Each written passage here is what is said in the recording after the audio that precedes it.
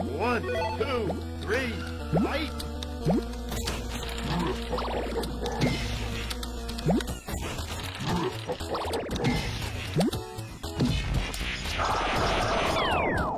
You win!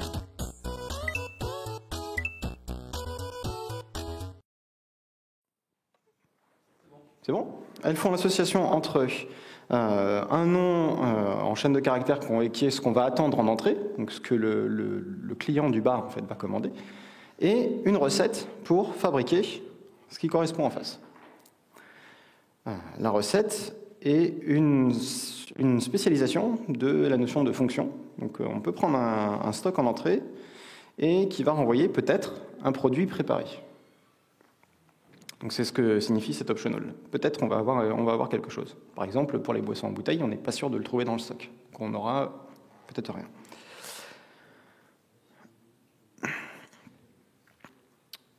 Pour les planchettes, je ne vous ferai pas l'affront de vous montrer le contenu de planchette, il n'y a rien dedans, c'est juste une classe à peu près vide. Donc la recette pour la fabriquer, c'est quelque chose qui dérive du constructeur de la planchette. Les cocktails, on va y revenir dans quelques instants. Et on va jeter un petit coup d'œil à comment est-ce qu'on se débrouille pour fabriquer, grosso modo, un produit préparé à partir du nom d'une classe de boisson en bouteille. Ça se base bêtement en disant, écoute, je prends le stock et je vais chercher ce qu'on me demande. Alors ce stock, comment on le gère? Le stock, hop, il a un inventaire qui est une liste de boissons en bouteille. Et quand on lui demande d'aller chercher quelque chose dans l'inventaire, on va prendre le premier élément qu'on va trouver qui correspond à l'instance qu'on nous a demandé. On fait 2-3 bidouilles parce que j'ai fait 2-3 bidouilles. Et si on l'a trouvé, on enlève du stock et on renvoie la boisson en bouteille. C'est à peu près le seul endroit en fait, où on va avoir quelque chose de mutable dans toute cette implémentation. Puisque la liste que j'ai ici, c'est une array list. Et donc je vais la modifier sur place. Au fur et à mesure qu'on me demande de prendre des boissons en bouteille, je vais prendre dans mon stock, ça va diminuer mon inventaire.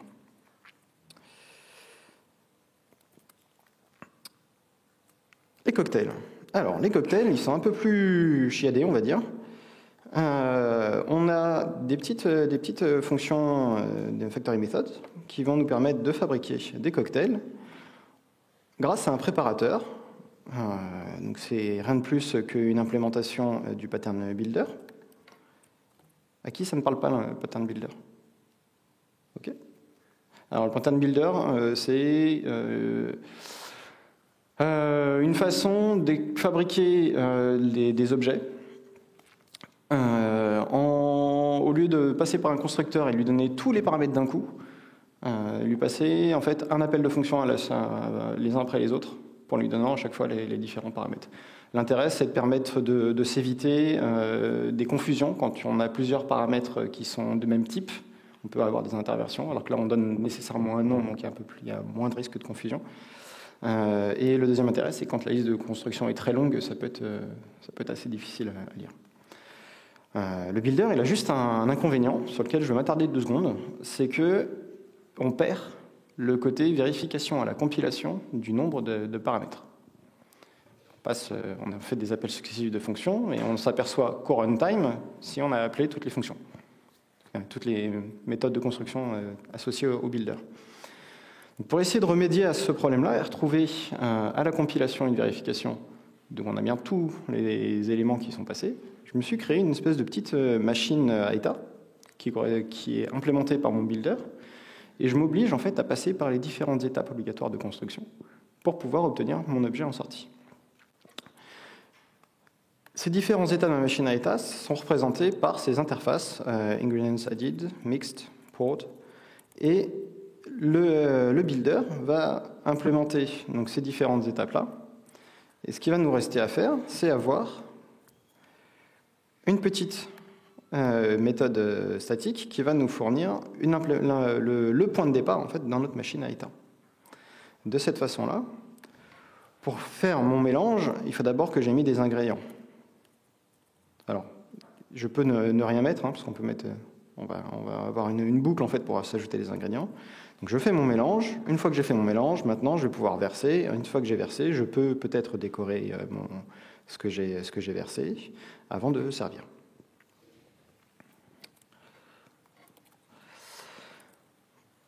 En termes d'utilisation, c'est assez pratique dans la mesure où ça nous permet d'avoir la complétion de l'IDE qui nous dit écoute, à partir d'ici, tu peux faire ça. Et tant qu'on n'a pas la dernière étape qui nous permet d'obtenir le cocktail, là je pourrais servir sans mettre de décoration, je n'ai pas de construction valide, donc ça ne compilera pas. Donc je retrouve ce côté vérification à la compilation. Donc pour fabriquer mon vodka martini, par exemple, je mets des glaçons, du vodka, la martini, je mélange ça à la cuillère parce que James Bond est un crétin, et je mets ça dans un verre à cocktail avec une turlute de citron vert avant de servir. Pour le Bloody Mary, c'est assez semblable. Alors,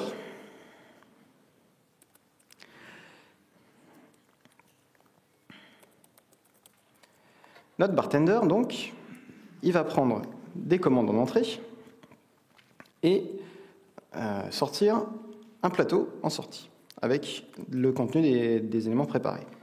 Donc pour ça, il va prendre la commande qui est, souvenez-vous, juste un wrapper en fait autour d'une liste de strings, convertir ça en entrée du menu, et puis ensuite, pour chacune de ces entrées, on va fabriquer ce qui correspond en utilisant le stock. Dans le cas où on ne trouve pas, on remplace avec une boisson en bouteille, n'importe laquelle. Donc là, je suis conscient que la contrainte n'est pas tout à fait celle qu'on s'est imposée. Elle est un peu plus large. On va remplacer potentiellement plus de choses par des boissons en bouteille. Et à la fin, on va ajouter au plateau. Alors, comment est-ce qu'on fait pour ajouter au plateau ? Le plateau... Ok, on va faire ça comme ça. Le plateau, c'est... Imaginez, alors moi quand j'étais à l'école, j'avais des plateaux en mode en métal, embossés, avec une case pour les couverts, une case pour le plat, etc., etc. Imaginez la même chose, mais spécialisée pour réussir à mettre des planchettes, des boissons en bouteille et des cocktails. Et avec un builder autour de ça, pour juste faciliter un petit peu la construction, parce que chacun des produits préparés, donc les planchettes, les cocktails et les boissons en bouteille, par exemple bottle drink, implémente la notion de produit préparé, qui est de dire, écoute, avec un plateau, je sais où est-ce qu'on va le mettre. Donc, par exemple, les boissons en bouteille, on les ajoute dans la case qui correspond aux boissons en bouteille. Même chose pour les planchettes, même chose pour les cocktails.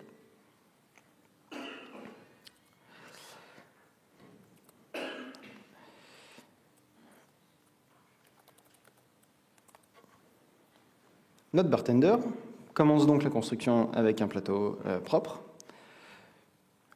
Et puis, pour chaque produit qu'il aura préparé, va ajouter ce produit sur le plateau avant de dire que le plateau est prêt à servir.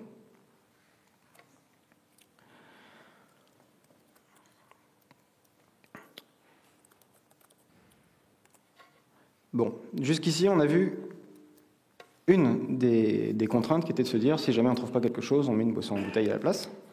Il y en a une autre qui est de se dire que on ne peut pas commander juste des planchettes seules. Comment est-ce qu'on se débrouille pour ça ? Alors, on a une petite méthode ici, dans la construction de notre commande qu'on utilise, et on instancie un problème détector, qui est une classe compagnon, qui est juste en dessous. On l'a construit avec la liste des lignes qu'on a eues en entrée, et ce détecteur de problème, il a un certain nombre d'algorithmes qui sont implémentés à l'intérieur pour vérifier que la commande qu'on est en train d'essayer de construire est valide.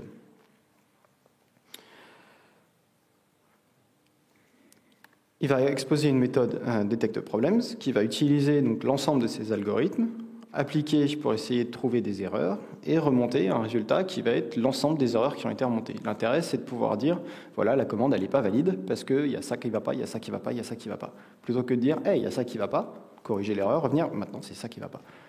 En termes d'ergonomie, c'est plus agréable.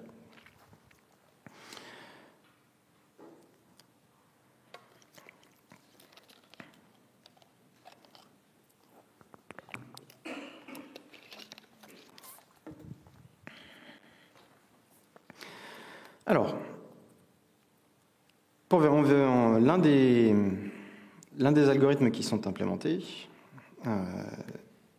est la détection que les planchettes ne sont pas commandées seules, ce qui va permettre de remonter une chaîne de caractères qui est l'erreur dans le cas où ça ne nous plaît pas. Et aussi le fait qu'on ne peut pas commander des choses qui ne sont pas au menu. Alors, c'est un peu bourrin comme ça. On prend les éléments qu'on a en entrée, on conserve, on enlève tous les doublons, et on constitue en fait une association entre ces éléments qu'on a en entrée et peut-être l'entrée du menu qui correspond. Et ensuite, on ne va conserver de ces associations-là que celles où l'entrée du menu qui correspond est vide. En fait, on n'a pas trouvé d'entrée au menu, ce qui nous permet de savoir que c'est la clé qu'on avait en entrée qui correspond, qui n'est pas la bonne. Je crois qu'il n'y a plus de micro. Si. Bon. Si.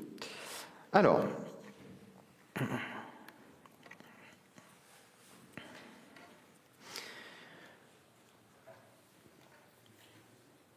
Solide.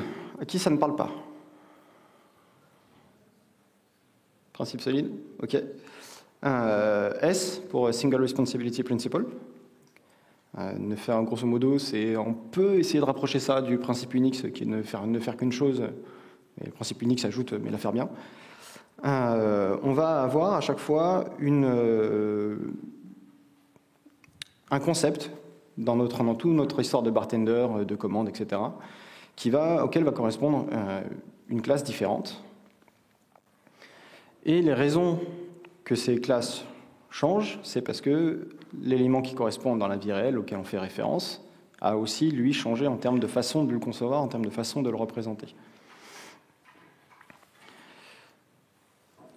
Le O, Open Close Principle, qui nous indique qu'on va avoir des classes qui seront fermées pour les modifier. On va essayer de ne pas toucher à ce qui est déjà écrit dans les méthodes. Par contre, on va s'autoriser, parce que sinon notre logiciel ne sert plus à rien, au bout d'un moment, on ne peut plus le maintenir, on va s'autoriser à étendre ces fonctionnalités. Alors, exemple.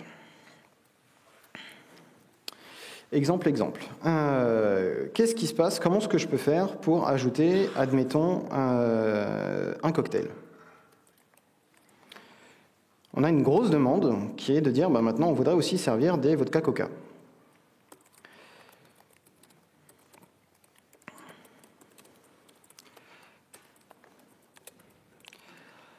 J'ajoute la recette qui correspond pour fabriquer un vodka coca.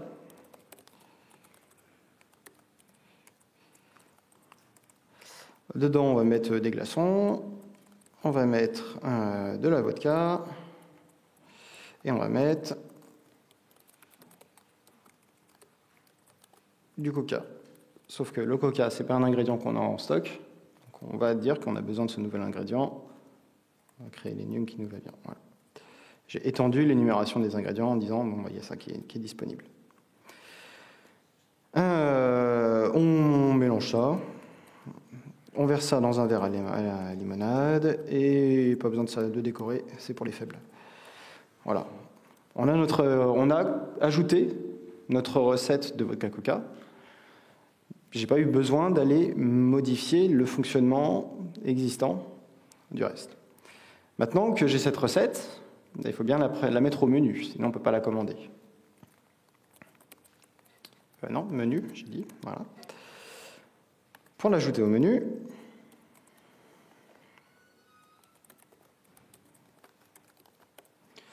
j'ajoute une entrée au menu. Merci IntelliJ, mais voilà.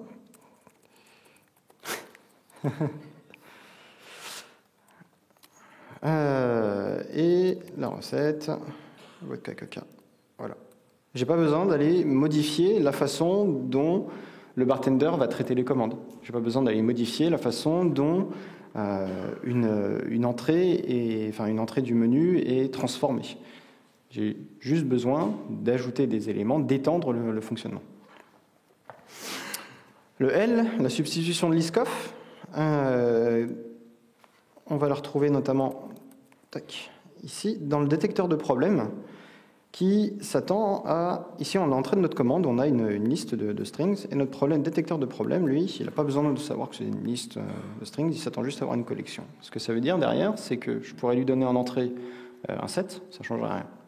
Je peux lui donner une liste, ça ne change rien. Je peux lui donner dès l'instant où c'est une collection, derrière, le fonctionnement ne doit pas être impacté par le fait qu'en réalité, l'instanciation que j'ai derrière est différente. Le I, la ségrégation des interfaces. J'ai la notion de recette, qui est une spécialisation de la fonction.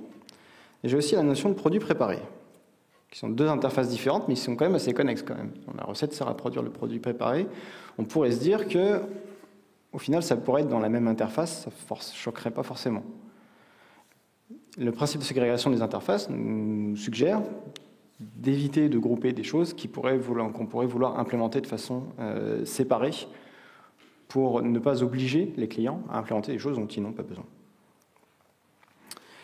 Et enfin, le D, le principe d'injection de dépendance.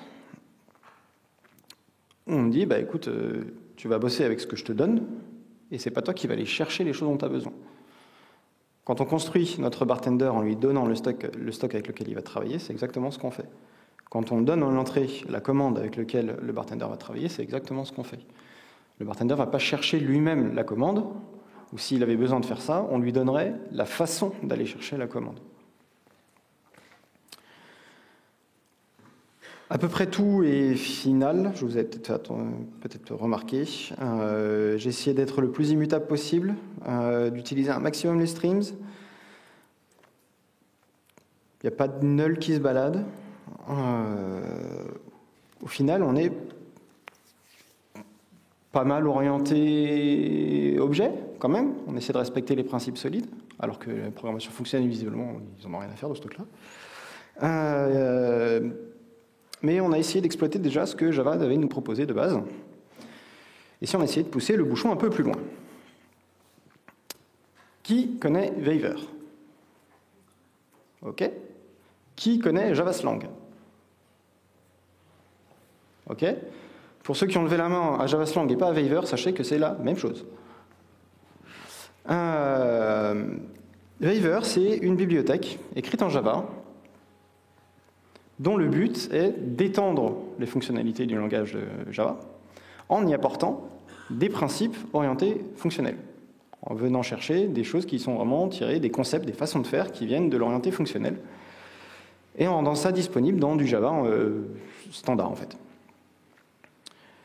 Il va y avoir plusieurs aspects à ces éléments fonctionnels qui vont être apportés, notamment tout un ensemble de classes qui vont servir de collection, un peu comme imaginez le pendant en fait, de Java Util Collection, mais dans Waiver, avec quelques particularités, c'est le fait que toutes ces collections sont immuables. Alors je vais dire immuable et immutable de façon interchangeable, ne m'en voulez pas s'il vous plaît. Donc les collections dans Waiver vont être immuables, et on va les définir notamment pour toute la notion de liste, qui va s'appeler sequence, qu'on va écrire parce qu'on est défini en sec, S-E-Q, qui va être définie de façon récursive. Une séquence, elle va être définie par le premier élément, sa tête, et le reste, sa queue. Et ce reste, donc la queue, est lui-même composé d'une tête, et le reste, sa queue. Lui-même composé d'une tête, et vous commencez à voir le principe. Alors, juste un ensemble de collections immuables tout seul dans son coin, c'est intéressant, mais c'est pas extrêmement utile. Ce qui va nous intéresser aussi, c'est d'apporter un certain nombre de concepts tout autour de ça, pour permettre de manipuler facilement ces collections et introduire des concepts aussi qui nous sont totalement étrangers en programmation fonctionnelle. Par exemple, optional, avant Java 8, on ne savait pas ce que c'était. On s'est tiré de la programmation fonctionnelle avec certains défauts. Par exemple, qui a déjà pesté parce qu'optional n'est pas une collection? Personne? Merde. Bon. Toi, t'as pesté? Le pendant d'optional dans Waiver, qui s'appelle option, est une collection de 0 ou 1 élément. Bon, si j'arrêtais de vous bassiner avec ça, je passais à la pratique. Hein. Alors, on va prendre notre ami le bartender, et on y a fait quelques modifications préparatoires pour permettre d'avoir quelque chose de plus orienté fonctionnel, et avec Vaver. Alors, je vais sortir l'image de présentation.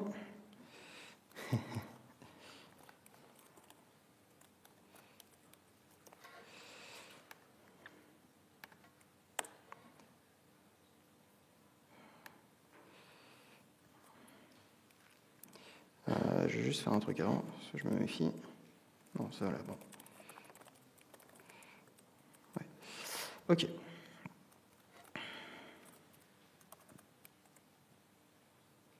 What?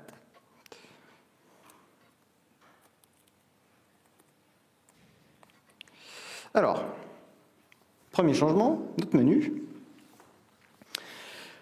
Notre menu, il a perdu la notion de recette.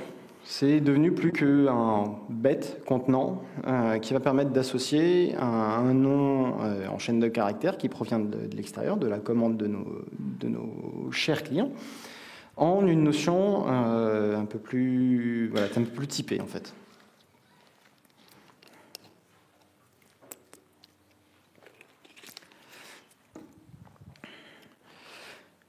On retrouve la petite fonction qui permet de transformer une chaîne de caractères en une entrée du menu, mais qui renvoie non plus un optional, mais une option, donc l'équivalent d'optional, mais dans Vaver.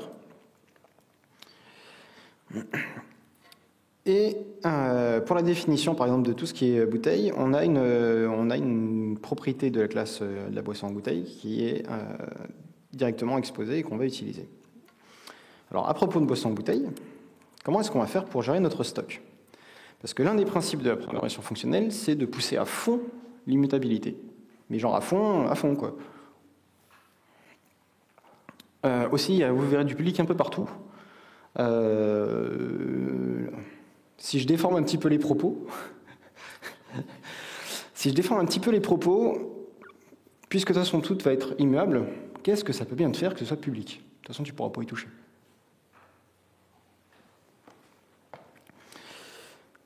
Alors, notre stock, on va donc essayer de le gérer de façon immuable. Donc ma classe est finale. Bon, ça ne parle pas de mon immutabilité de la classe. Par contre, la propriété intérieure, inventory, elle est final. Ça veut dire que je ne pourrais pas modifier la référence. Et là où ça va un cran plus loin, c'est que sec, donc sequence, l'équivalent de list.java, mais dans Vaver, elle est immuable. Donc techniquement, là, mon stock, à moins d'en recréer un avec un autre inventaire, il est immuable, je ne peux pas y toucher, quoi. Il va falloir que je compose avec ça pour essayer d'implémenter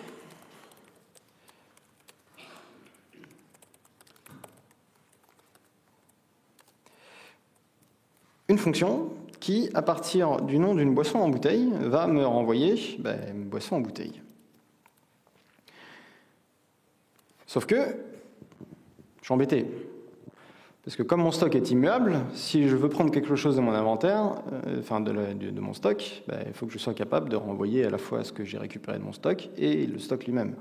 Mais je ne peux pas juste écrire ça en fait. Je ne peux pas dire tu vas m'envoyer un stock et une boisson en bouteille, ça ne marche pas ça. Je ne peux pas renvoyer deux choses en même temps. En fait, ce que je voudrais, moi, c'est dire je veux envoyer deux choses en même temps, mais je n'ai pas envie de donner une espèce de créer une classe exprès pour englober tout ça. Parce que je vais lui donner quel nom. Je vais galérer pour trouver un nom qui soit à peu près intelligible. En fait, je veux juste envoyer un couple. Enfin, je veux dire, voilà, je renvoie un couple de boissons en bouteille et de stock et de boissons en bouteille. En imaginant que j'aurai quelque chose dans ce goût-là.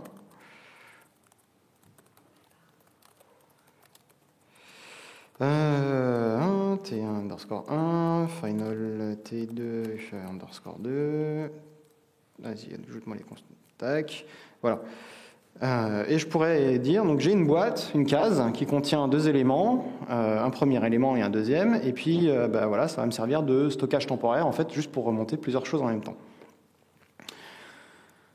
En programmation fonctionnelle, tout ce bazar-là, ça existe déjà, j'ai pas besoin de me fatiguer, ils l'ont fait mieux que moi. Ça s'appelle un tuple. Alors un tuple 2 parce que c'est une boîte avec deux cases. Si c'était une boîte avec 5 cases, ce serait un tuple 5. Un double to d'ailleurs. Alors. Donc là, je suis en mesure de renvoyer 2 choses en même temps, avec une petite astuce qui consiste à envoyer une chose qui en contient 2. Bon, je m'approche de ce que je veux, mais je ne suis pas sûr de trouver la boisson qu'on me demande. Donc ce que je veux, c'est dire, je vais peut-être te renvoyer un couple du stock qui aura été mis à jour, moins la boisson en bouteille donc, et de la boisson en bouteille en elle-même. Qu'est-ce que j'ai sous la main pour essayer de faire ça? J'ai mon inventaire et j'ai ma boisson en bouteille.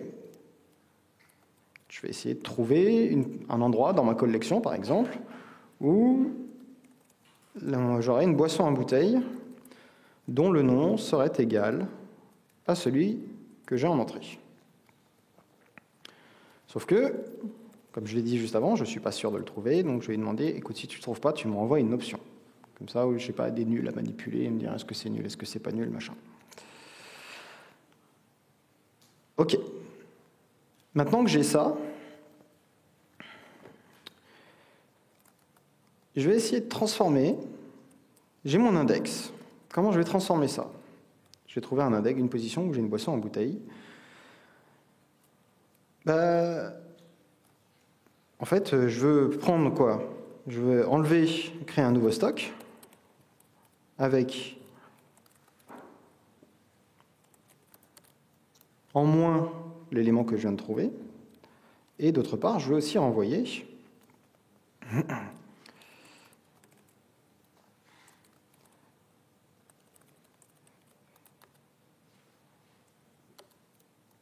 l'élément que j'ai à l'index que je viens de trouver. Et je veux enrober tout ça dans un tuple.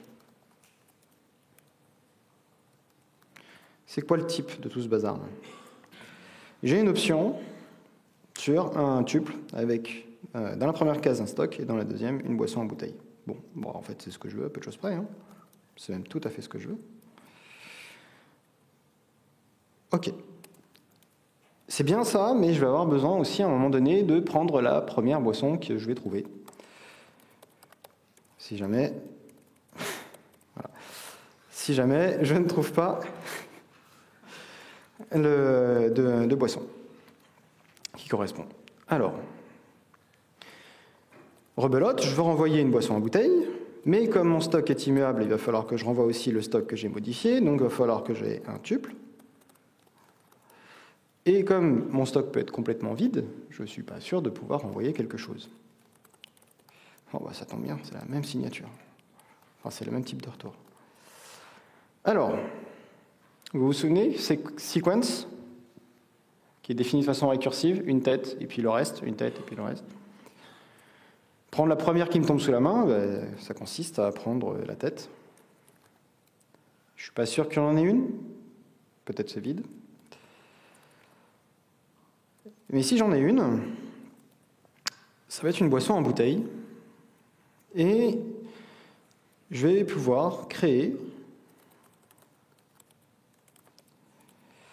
un nouveau stock qui va être composé de mon inventaire moins la tête, c'est-à-dire la queue,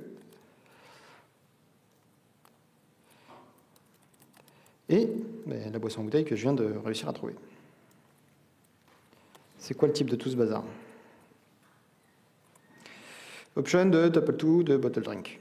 Ok. Ça correspond à peu près à ce que je veux. Bon, il me reste à me dire, créer un petit truc, un petit peu d'enrobage autour de tout ça pour me dire, je vais prendre un nom de boisson en bouteille en entrée et dire que je veux je vais renvoyer ce que si je la trouve dans le stock, je renvoie ça. Si je la trouve pas dans le stock, je vais renvoyer la première qui me tombe sous la main.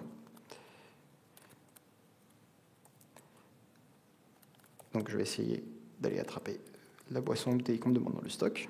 Et sinon, je vais prendre la première qui me tombe sous la main. Petite différence pour ceux qui ont l'habitude d'optional. Avec optional, on aurait souvent un get, un or else get, je ne me souviens plus dans quel ordre c'est, get or else ou or else get. On a cette possibilité-là avec les options de Waiver, mais on a aussi la possibilité de ne pas résoudre en fait l'option, de ne pas aller prendre ce qu'il y a dans l'option, avec une valeur de remplacer par une valeur par défaut quand elle est vide, mais de dire si l'option elle est vide, en fait, voilà comment tu vas essayer de fabriquer l'option de cette autre façon.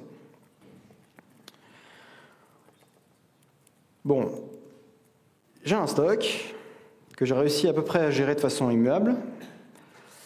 Ok, c'est cool, j'ai réglé un problème. C'est là que j'avais des choses qui étaient mutables.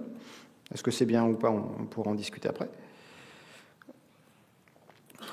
Je vais vouloir maintenant me poser la question de ma commande.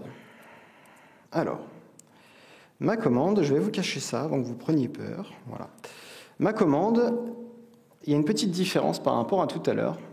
C'est qu'elle n'est plus composée d'une liste de strings, qui sont ce qu'on a juste en entrée. Elle est composée d'entrées du menu. Donc on a un concept qui est légèrement différent, qui est un peu plus une décomposition de ce qu'on avait tout à l'heure. Et le pendant de ce qu'on avait tout à l'heure, qui contient juste une liste de strings, en fait, dans cette implémentation-ci, elle s'appelle Customer Order. Et c'est juste un wrapper autour d'une liste de strings. Donc le but du jeu, c'est de se dire, j'ai ma Customer Order, ça représente ce que j'ai eu en entrée, je vais essayer de le transformer en quelque chose, en une commande qui, je sais, elle, est valide. Du moins, vis-à-vis du menu. Le but du jeu va donc être, pour ma Customer Order, de vérifier si ce que j'ai dedans est au menu. Et donc de renvoyer un order. Sauf que, forcément, si je commence à mettre des choux de Bruxelles dans ma commande, il faut que j'ai une erreur quelque part. En programmation orientée objet, on commencerait peut-être à dire balancer des exceptions. Mais quand j'ai commencé à faire ça, je me suis fait taper dessus. Et on m'a dit, non, fonctionnel, tu dois renvoyer quelque chose, tu dois renvoyer une valeur. Tu ne commences pas à nous casser tout le principe d'exécution. Non. D'accord. Donc en fait, je veux renvoyer une erreur. Alors il se trouve que ça tombe bien, j'ai une interface qui s'appelle bartender error, qui va représenter en fait un petit peu ces exceptions, enfin ces erreurs en fait. Et j'ai notamment une spécialisation de cette interface, une implémentation de cette interface qui s'appelle not in menu error, qui va représenter ça. Qu'est-ce qu'elle va contenir dedans? Juste une séquence de strings qui correspond à ces éléments-là, ils ne sont pas au menu, donc je ne peux pas les ajouter.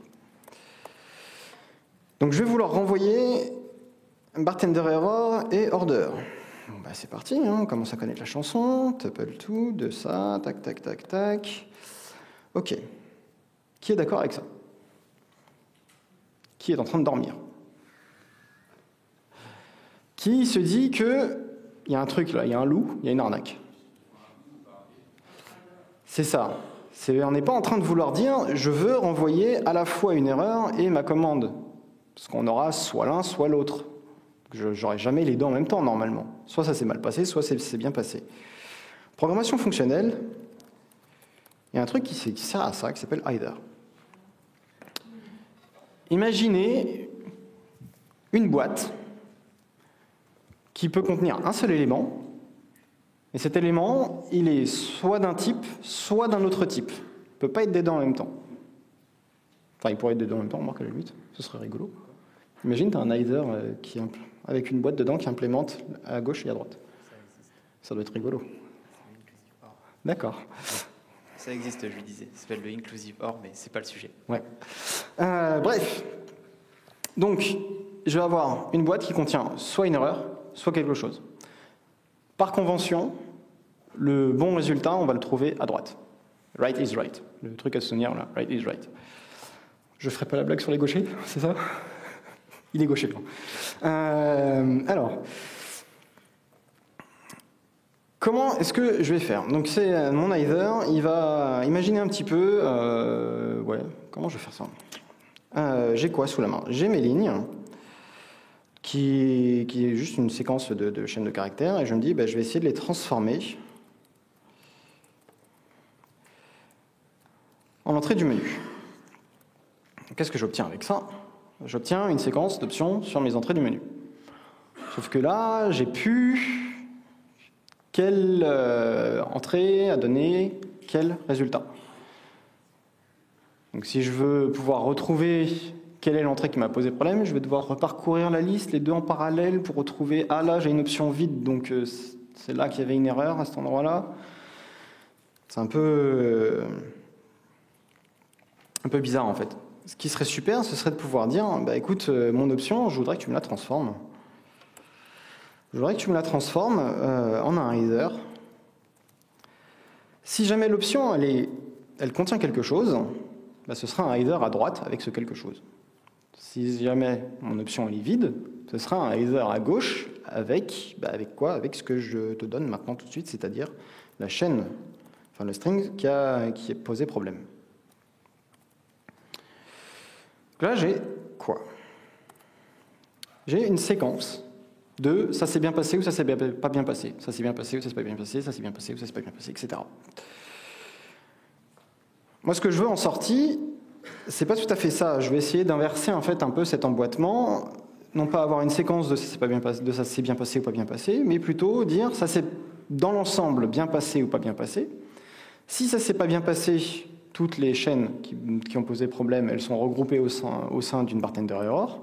Et si ça s'est bien passé, j'ai ma commande, qui elle est un wrapper autour de menu entry. Et là, je vais tomber sur un os.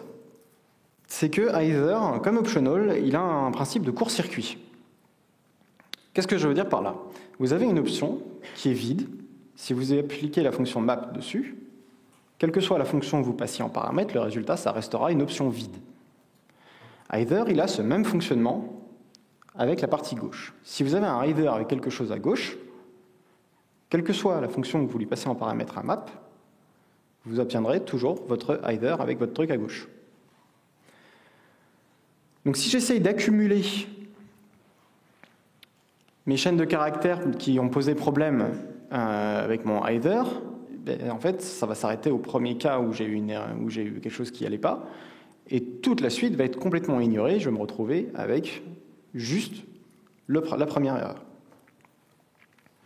Moi, ce que je voudrais, c'est quelque chose qui permettrait de faire comme le either, mais d'accumuler au fur et à mesure les erreurs.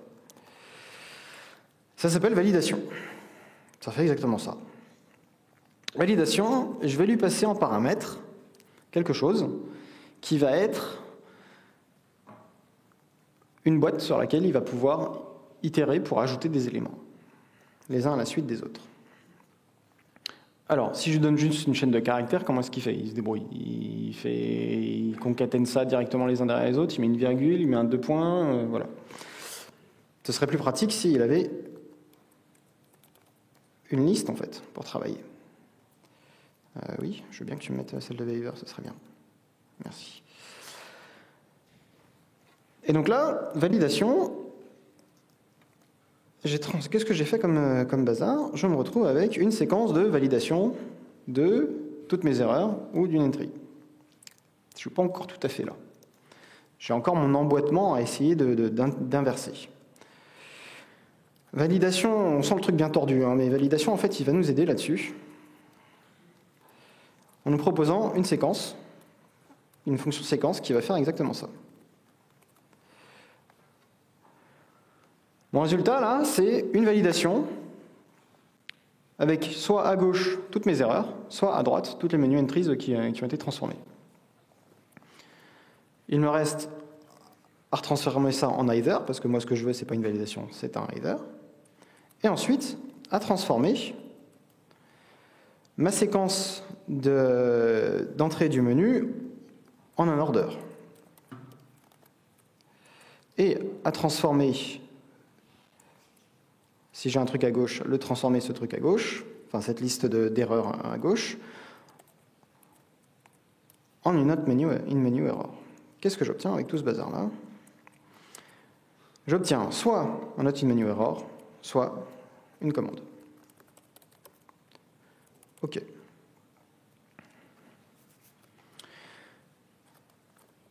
Retour à notre commande, où on a deux petites fonctions qui vont nous permettre de vérifier qu'une commande n'est pas vide et vérifier qu'elle ne contient pas que des planchettes. Donc maintenant, je vais vous aider une fois juste pour la signature. Donc soit je vais avoir une bartender error, soit je vais avoir mon order. Si jamais j'ai rien dans ma commande, c'est une erreur, donc c'est un left d'une empty order error, sinon c'est un write avec la commande elle-même. Et rebelote avec check if not only planchette. OK. Mon détecteur de problème va me permettre d'assembler un petit peu tout ça. Alors je vais juste l'écrire statique parce qu'on n'a pas besoin d'avoir autre chose que ça juste ici, on a juste besoin d'une petite fonction. Et le but, ça va être de détecter mes problèmes, super. À partir de quoi? À partir d'un customer order, pour renvoyer soit une bartender error, soit une commande. Comment je vais faire ça? Alors, j'ai customer order, on vient de se fatiguer à implémenter check if in menu pour avoir un header de bartender error ou order. Et on se dit, maintenant il me reste à appliquer les détecteurs que j'ai dans mon order pour vérifier que ma commande n'est pas vide et qu'elle n'est pas non plus composée uniquement de planchettes. Et là, il y a un truc qui cloche un peu, ça ne veut pas compiler. Qu'est-ce que j'ai fait? Quand je regarde ici, mon résultat, c'est quoi? J'ai un either de bartender error ou de either de bartender error ou de order. Je suis en train d'emboîter mes either les uns dans les autres, mes résultats. C'est quoi ce bazar? Si j'ai un either de bartender error order et que j'y applique la fonction map, cette fonction map, qu'est-ce qu'elle va faire? Elle va prendre en entrée une fonction qui va transformer un order en un quelque chose. Et le résultat, ça va être un either de bartender error, ou le court-circuit. Si jamais c'est un truc à gauche, ça reste mon truc à gauche. Ou bien du something, ma transformation.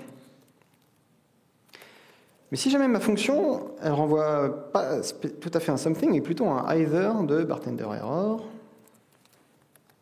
something, je me retrouve en sortie avec un either de bartender error. Ça commence à être long à droite. Something. En fait, moi, ce que je veux, c'est récupérer le contenu de ce qui est à droite. Je veux récupérer le either qui est à droite. Je veux aplatir, en fait, tout cet emboîtement. On ne va pas se fatiguer à le faire très compliqué, on va lui demander de le faire. C'est exactement ce que fait FlatMap. Il évite d'emboîter les choses les unes dans les autres, de prendre le résultat et de dire voilà, c'est ça que je veux renvoyer. Même chose ici. Tac. Et voilà.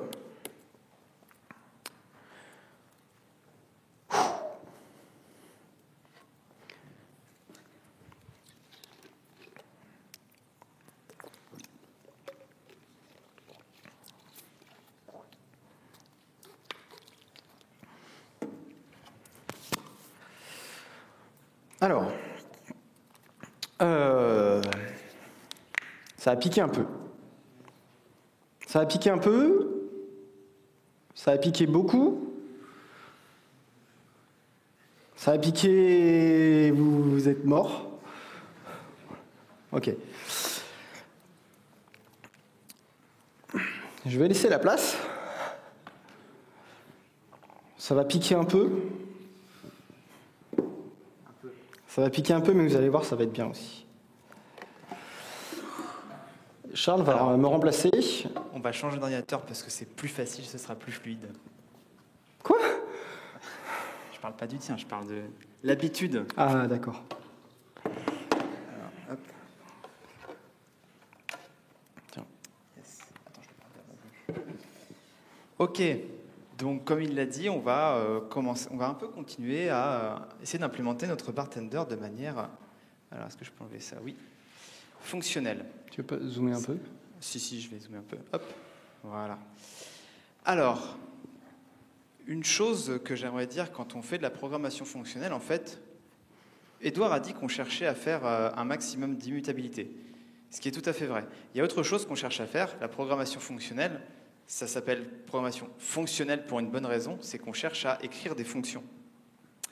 Et notamment, on cherche à écrire des fonctions pures. C'est ça qui nous intéresse quand on fait de la programmation fonctionnelle, aller le plus loin possible dans les fonctions pures.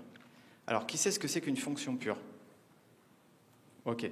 Donc, une fonction pure, grosso modo, c'est à la fois une fonction qui ne dépend que de ses paramètres, donc elle n'appelle rien de l'extérieur, et surtout, c'est une fonction qui ne produit aucun effet de bord visible.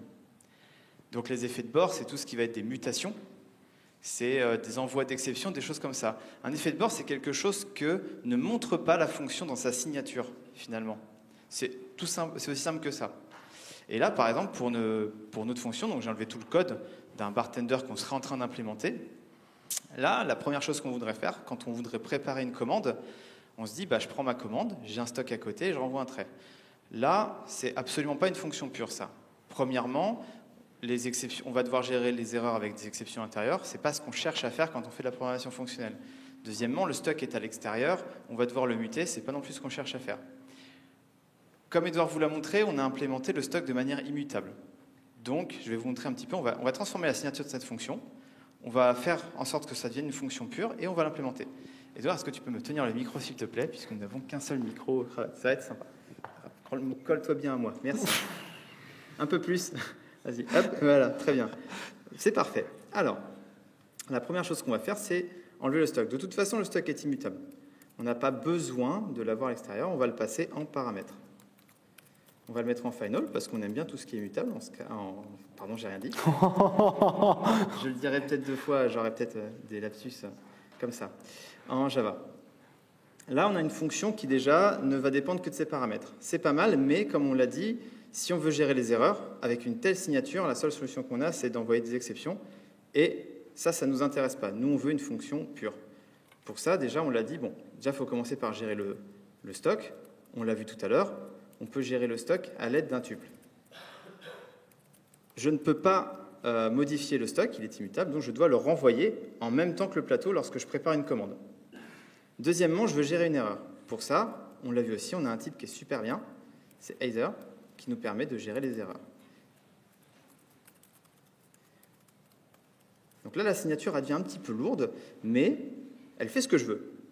Techniquement, elle me décrit toutes les erreurs que ça va renvoyer, et elle ne va produire aucun effet de bord. Donc là, on est bien. Commençons par implémenter notre petit bartender.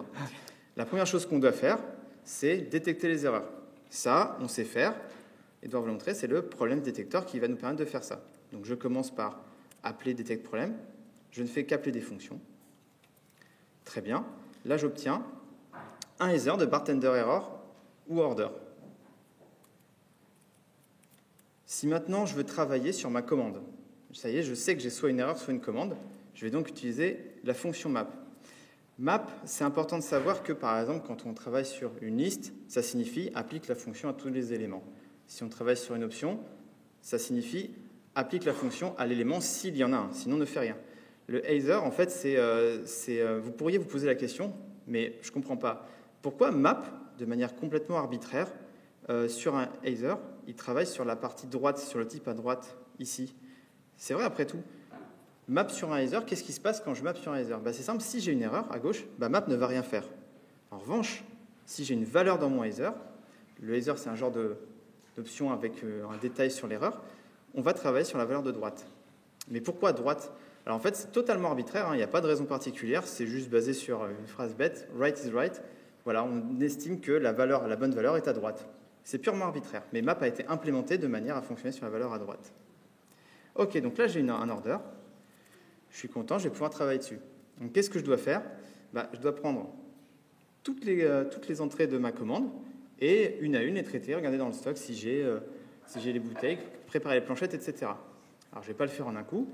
Au même titre qu'en objet, on aime bien découper. En fonctionnel, on découpe, mais on ne découpe pas en petits objets, on découpe en petites fonctions.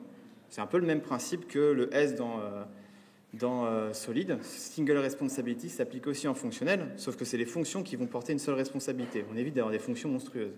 Donc pour l'instant, je vais juste me contenter, merci, de lancer une petite exception. Ça, c'est juste pour le moment. Ça, je ne fais pas ça en vrai.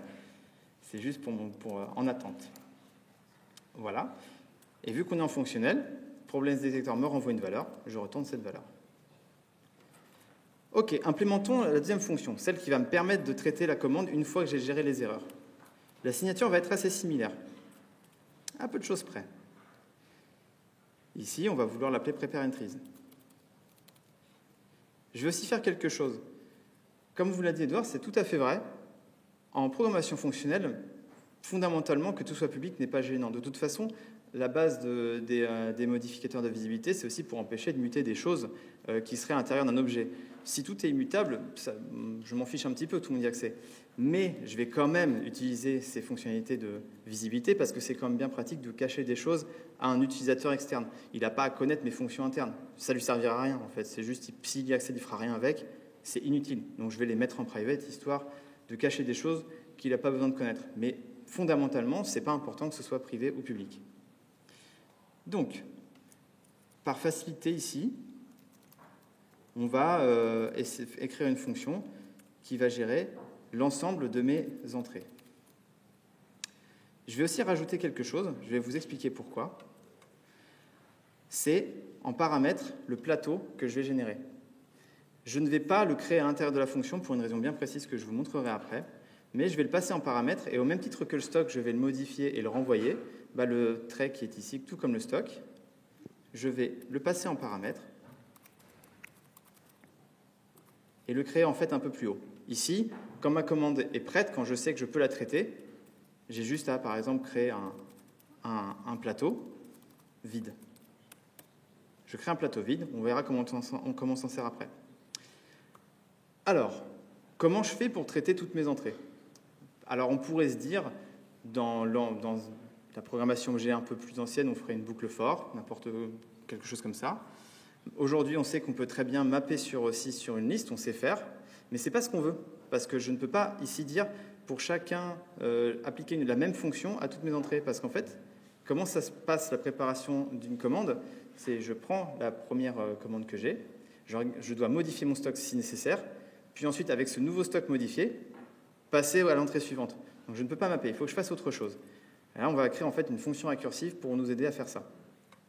Alors, première chose que je me dis, qu'est-ce que je dois faire comment faire quand je traite la première commande? Alors, Edouard vous l'a dit, pour les listes en programmation fonctionnelle, c'est composé, c'est designé de façon récursive. Une liste, c'est simple, c'est un élément en tête, un type T, et la queue qui est la suite des éléments. Cette queue est elle-même composée d'une tête et d'une queue, etc., etc. Donc là, je vais récupérer le premier élément. Head. Alors, je ne vais surtout pas faire head, parce que si ma liste est vide, qu'est-ce qui se passe? Ça envoie une exception. Je ne veux pas faire ça, je veux faire de la programmation fonctionnelle. Je veux quelque chose qui me gère les exceptions via des types bien définis. Donc, je vais faire head option. Head option, ça me renvoie l'élément en tête s'il y en a un, sinon, une option vide. Maintenant, on va mapper, on va travailler sur la fonction intérieure. Donc là, je sais que j'ai une entry. Et je n'ai plus qu'à appliquer mon traitement à dire je veux préparer mon entry. Donc ça, pareil, pour l'instant, on va le laisser de côté. On va y aller tout doucement. New, not implemented, error. Pour l'instant, ce n'est pas implémenté, on va voir après. Mais là, il reste une chose qui n'est pas gérée, c'est que là, j'ai quoi là? Là, j'ai une option. Alors, object, c'est parce qu'il a un peu de mal avec l'inférence de type, ce qui est normal, puisque je lui ai mis un throw new et implemented. Admettons qu'on ait le bon type dans l'option. J'ai une option. Et moi, les options, ça ne m'intéresse pas. C'est un either que je veux renvoyer. Et c'est normal parce que ici, j'ai traité le cas où j'avais effectivement une entrée. Mais qu'est-ce qui se passe si la liste est vide? Je dois traiter ce cas-là. Alors, il y a plein de manières de faire. Une manière qui s'adapte bien, c'est d'utiliser la fonction getOrElse ici. GetOrElse, c'est une fonction proposée par l'option qui me dit simple. Ça me permet d'extraire une valeur de l'option, enfin la valeur de l'option précisément, et si j'ai pas or else, alors fournis-moi une valeur par défaut. C'est ça que ça signifie. Donc là, qu'est-ce qui se passe si j'ai rien à faire si j'ai rien à traiter dans ma commande? Ça veut dire que j'ai fini globalement de traiter ma commande et je dois juste renvoyer ce qu'on m'avait passé en paramètres, tout simplement. Donc là, je dois renvoyer un tuple qui contient mon stock et mon plateau. Mais ça, ce n'est pas suffisant, puisque, on l'a vu ici, on a un either de tuple, donc il faut en plus wrapper ça dans un either. Un petit peu de boilerplate. Hop, et on retourne ça. C'est normal. Ok, maintenant je voudrais écrire ma fonction qui va me traiter unitairement chacune de mes entrées dans ma commande. Allons-y. Alors, on va faire une méthode qui s'appelle prepareEntry cette fois-ci, et on va se contenter de traiter unitairement. On écrit des petites fonctions, une entrée dans ma commande. Donc là, c'est quoi le but? Le but, c'est de regarder qu'est-ce que c'est qu'une entry. Est-ce que c'est une planchette? Est-ce que c'est un cocktail? Est-ce que c'est une boisson? Et en fonction de traiter la chose. Alors, c'est quoi déjà une entry? Une entry, donc on l'a vu, c'était une enum. Alors, en Java, on utilise des enums, mais dans d'autres langages, en fait, ça, ce qu'on a défini ici, ça ressemble un petit peu à ce qu'on appelle un ADT. Alors, on ne va pas faire la définition exacte de ce que c'est, ça s'appelle un Algebraic Data Type. En gros, c'est un type assez intéressant, parce qu'on peut faire des choses sur les ADT qui s'appellent on peut faire du pattern matching dessus, à savoir décomposer l'entry pour savoir ce que c'est. Donc moi, j'aimerais bien faire ça, en fait, pattern matcher dessus pour savoir ce que c'est. Pattern matching, vous pouvez voir ça comme, je vais vous montrer, comme un genre de switch case plus, un peu boosté aux hormones, vraiment plus puissant, mais ça n'existe pas en Java. En Java, bientôt dans Java 12, arrivera un switch case qui se rapproche du pattern matching, dans le sens, ils veulent en implémenter un, mais ce sera plus tard. Aujourd'hui, le switch case, c'est une instruction. C'est-à-dire que vous écrivez votre switch case, et dans chacun des cases, quelque chose s'exécute. Dans d'autres langages, et notamment en Java 12, ça deviendra une expression. À savoir que dans chacun des cases, en fait, on retournera forcément une valeur. Donc on devra récupérer le résultat du switch case. Ce n'est pas le cas en Java aujourd'hui. Ça, c'est l'une des principales différences. Et en Java 12, du coup, on aura le switch case sous forme d'expression et pas d'instruction. Mais le pattern matching, ça va plus loin qu'un switch case, parce qu'un switch case, ça permet de matcher des valeurs. En fait, on regarde des valeurs. Est-ce que ma variable vaut ça, ça, ça, ça? Le pattern matching, comme son indique, en français, c'est filtrage par motif. C'est tout de suite beaucoup moins beau. Bon, si. Bon, je sais pas. En gros, l'idée, c'est qu'en plus, on va pouvoir décomposer en fonction de la forme de l'objet. Bon, là, on ne va pas avoir besoin de s'intéresser à ça, mais je vais quand même vous montrer le pattern matching pour vous expliquer. Le pattern matching, donc, ça n'existe pas en Java, mais Weaver le propose. Weaver propose une implémentation à base de sucre syntaxique et de petits tricks qui nous permettent de nous rapprocher de ce qu'on voit dans d'autres langages. Vu que ce n'est pas simple à écrire, j'ai un petit template pour le faire. Donc ça ressemble à ça. En gros, l'idée, c'est de dire, je vais matcher sur mon entry, et ensuite, je vais, pour chacun de mes cases, donc je vais regarder, est-ce que je suis ceci, cela? Si je suis ça, alors je retourne une valeur. Donc on va le faire. Je match mon entry. Donc qu'est-ce que je peux être? Une entry, ça peut être par exemple une planchette. Qu'est-ce que je dois faire pour quand j'ai une planchette? Je n'ai pas besoin de vérifier un stock. On sait que les planchettes, on sait les fabriquer à l'infini. J'ai juste à l'ajouter à mon plateau. Hop, et ici on crée une nouvelle planchette. Une chose concernant la planchette, au même titre que le stock, il est immutable. Et au même titre que le stock, quand j'ajoute une planchette, je ne modifie jamais. Quand j'ajoute une planchette à mon plateau, je ne modifie jamais le plateau. Je ne fais que retourner un nouveau plateau avec une planchette de plus. Donc, quand je fais ici un add planchette, je n'ai pas modifié le plateau. Je n'ai fait que retourner un nouveau plateau avec une planchette, comme on le voit ici.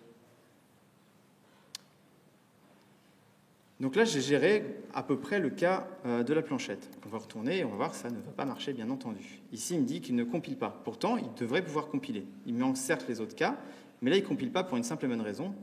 Ça, ce n'est pas ce qu'on attend en retour. Encore une fois, c'est un trait, et moi, j'ai besoin d'un either, de tuple, etc. Il va falloir wrapper tout ça. Donc, on a encore un peu de boilerplate. Donc, commençons par le tuple. Donc, on n'a pas modifié le stock, donc on renvoie le stock tel qu'il était en entrée, et la planchette. Maintenant, il faut que je mette ça dans un Either. Either, on a dit, bon, bah, c'est soit une erreur, soit un tuple. J'ai pas d'erreur, hein, j'ai juste réussi à créer ma planchette. Donc, Either.write, c'est une fonction qui me, un peu un raccourci qui me permet de créer un Either tout en, avec une valeur par défaut. Et là, voilà. Ça fait une syntaxe assez lourde, mais on a réussi. Continuons. Une entrée, ça peut aussi être un cocktail. Alors allons-y, traitons les cocktails. Pour ajouter un cocktail, bah, le principe est le même. On ajoute un cocktail et on a vu qu'on avait un super builder pour le faire. Cocktail.vodka martini. Continuons avec le Bloody Mary. Merci, le Bloody Mary. Je vais chercher le Bloody Mary. Le Bloody Mary. Et enfin, pour finir, il va falloir que je traite le cas des bouteilles. Les bouteilles, j'ai besoin d'aller dans le stock cette fois-ci. Donc là, il va falloir que je fasse quelques petites choses. Déjà, je vais me faciliter la vie. Je vais écrire une fonction à part. Encore une fois, on évite de multiplier inutilement, de faire du code trop lourd dans les fonctions. Chacun sa responsabilité. Je pense que c'est ça. Oui. Donc ici, pour l'instant, comme d'habitude,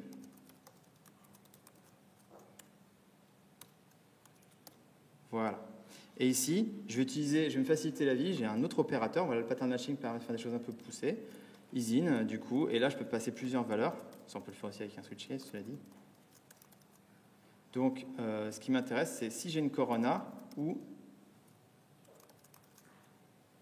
si j'ai une punk API, alors je vais écrire une fonction. Le pattern matching, il faut aussi savoir que dans d'autres langages, il a la particularité et l'intelligence d'être exhaustif. Quand on le fait sur un ADT dont je parlais tout à l'heure ou un enum comme ici présent, ce qui est super, c'est que si j'oublie un des cas de figure, eh ben, le compilateur il me le dit. Il me dit, attends, tu as fait un pattern matching sur un enum qui a 5 éléments et là tu ne m'as mis que 4 cases. C'est pas bon ça. Il faut que tu sois exhaustif, sinon tu peux avoir une erreur si tu tombes dans ce cas-là. Ça c'est cool. Mais en Java, ben, on n'a pas cette possibilité-là, puisque ça, ce n'est que du sucre syntaxique. Et donc, techniquement, là, si j'enlevais un cas, le compilateur ne me dirait rien. Alors, écrivons notre dernière fonction qui va nous permettre de dire, bon, bah, maintenant, je demande une Corona ou une Point API. OK, va la prendre depuis le stock. On a notre entry, on a notre stock, on a notre trait, on a nos fonctions. Allons-y. Comment on fait pour prendre une bouteille du stock? Bah, ça, on sait faire, on l'a vu tout à l'heure. On a la fonction fetch_URL_first qui nous permet de le faire. Ça nous dit prends la bouteille que je t'ai demandé ou la première qui vient si on n'en a pas en stock. OK. Donc, on n'a plus qu'à lui passer l'entry. .order_name. Donc ça, c'est pas mal, mais c'est pas ce qu'on veut encore une fois. C'est une option. Pour l'instant, on ne s'intéresse pas à l'option. Travaillons avec le tuple qui est à l'intérieur. Le tuple qui est à l'intérieur, donc je vais faire map. Je mets ça à la ligne. Donc on sait qu'à l'intérieur, on a un tuple qui est composé d'un stock et d'une bouteille. Je vais monter un petit peu. Et donc, bah, il faudrait que je construise un nouveau tuple, en fait, parce que ça ne m'intéresse pas. Moi, ce n'est pas un tuple de stock bouteille que je veux, mais un tuple de stock et de plateau. Donc, bah, allons-y. Hein. On reconstruit un tuple. Donc, à partir... On va récupérer le stock qui m'a été retourné, bien entendu, puisque c'est le nouveau stock mis à jour. Et on va ajouter la bouteille à notre plateau. Donc là, on est bon, mais c'est pas très très très joli quand même. Ça fait vraiment beaucoup de lignes. Heureusement, Waver propose un truc très très sympa sur les tuples, c'est qu'on peut mapper au même titre qu'une option sur les différentes valeurs. Alors l'option quand on map, c'est forcément la valeur qui existe. Either, quand on map, c'est forcément la valeur à droite. Tuple, quand je map, c'est sur quoi? En fait, il propose plusieurs méthodes pour le faire, donc c'est plutôt sympa. Ça va nous faciliter l'écriture et la lecture surtout. Plutôt que d'écrire ça, je vais pouvoir dire, bah là j'avais un tuple de stock qui est bon, j'ai le bon stock. Par contre, j'ai pas la bonne valeur à droite, c'est une bouteille au lieu d'un plateau. Pardon, je me suis trompé. Ici, je vais choisir de mapper, de faire map 2. Map 2 me permet de mapper sur le deuxième élément de mon tuple. Et ça, c'est plutôt sympa, parce que je vais pouvoir faire ça du coup. Je vais pouvoir dire, bah, c'est simple, applique la fonction d'ajout de la bouteille sur le trait. Et là, du coup, je me retrouve avec le bon type. Et ça, c'est plutôt sympa. OK. On a presque fini, mais on a encore un problème. C'est que ça, c'est pas du tout le bon type. Là, bon, il n'arrive pas à le trouver, mais ça, c'est une option de, comme on l'a vu ici, une option de tuple. Moi, ce n'est pas ce que je veux un Either de tuple. Comment je peux passer de l'option, on ne va pas faire comme mot, mais comment je peux passer de l'option au Either? Là, si le stock m'a renvoyé none, s'il m'a renvoyé une option vide, ça veut dire que j'ai une erreur, ça veut dire que je n'ai pas de bouteille en stock. En fait, on peut voir le Either comme un genre d'option aussi un peu plus puissant. C'est-à-dire que l'option modélise aussi une absence de valeur, tout comme le Either, mais le Either, en plus, il modélise une erreur descriptive. L'option, on ne sait pas, on n'a pas de truc, on ne sait pas pourquoi. Là, on sait pourquoi. Donc, c'est facile de passer de l'option au Either. On a une fonction pour ça, ça s'appelle toEither, tout simplement. Et donc, on comprend vite comment ça va fonctionner. Si on a une option pleine avec une valeur, alors on obtiendra un Either right. Sinon, ce sera un Either left. Il faut préciser la valeur, l'erreur, puisque forcément on ne la connaît pas. Ici, ce sera simplement not in stock error, une erreur qu'on avait créée qui nous permet de dire écoute, ce que tu me demandes, ce n'est pas en stock. Et là, voilà, on a enfin le bon type. Et là, on a écrit de manière fonctionnelle le fait de prendre une bouteille du stock et de l'ajouter sur un plateau. Je n'ai pas fait d'effet de bord, je n'ai pas renvoyé d'exception, j'ai simplement renvoyé un Either qui modélise l'erreur et le nouveau stock. Super. Attends.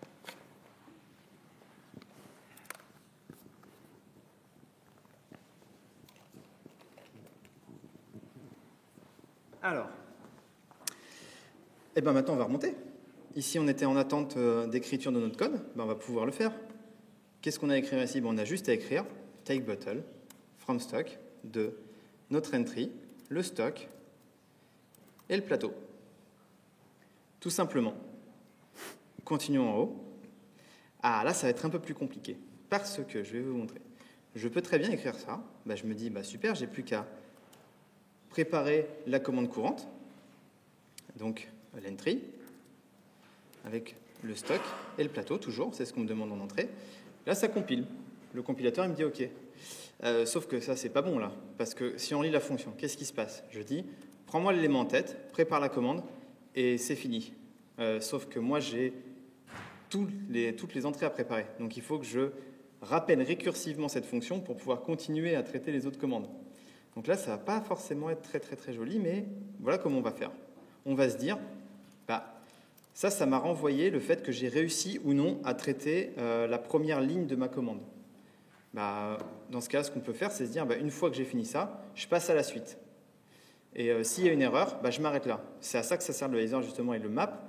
Je peux très bien mapper dessus, sur ce truc-là, pour rappeler ensuite récursivement cette fonction. Donc pour faire ça, ici, j'avais quoi? J'avais un tuple de stock et de plateau. Et je me dis, OK, je rappelle récursivement ma fonction. Donc là, c'est le stock mis à jour et le plateau mis à jour. Je rappelle récursivement sur le reste de ma liste. C'est quoi le reste de la liste? On l'a dit, c'est la queue. Ça s'appelle la queue. Et ensuite, j'ai juste à passer le stock mis à jour. Donc on accède aux éléments d'un tuple avec c'est underscore 1, c'est pas très élégant. Et comme ça. Et tuple of. Alors, oui. Ok. Donc là, ça ne compile pas. Pourquoi ça ne compile pas? En fait, c'est pour la même raison que tout à l'heure avec Edouard. C'est que si on regarde le type, là, ça pique. On a une option d'Either. Ça commence à devenir vraiment lourd. Heureusement, on sait comment faire. On veut aplatir ces deux Either. Pour ça, on fait flatmap. Et là, du coup, on a aplati les deux Either ensemble. Et on se retrouve avec ça. Donc là, ça va beaucoup mieux. Et enfin, ici, on n'a plus qu'à appeler la méthode prepareEntries, donc avec l'order, les entrées, le stock qu'on m'a passé en paramètres et mon trait.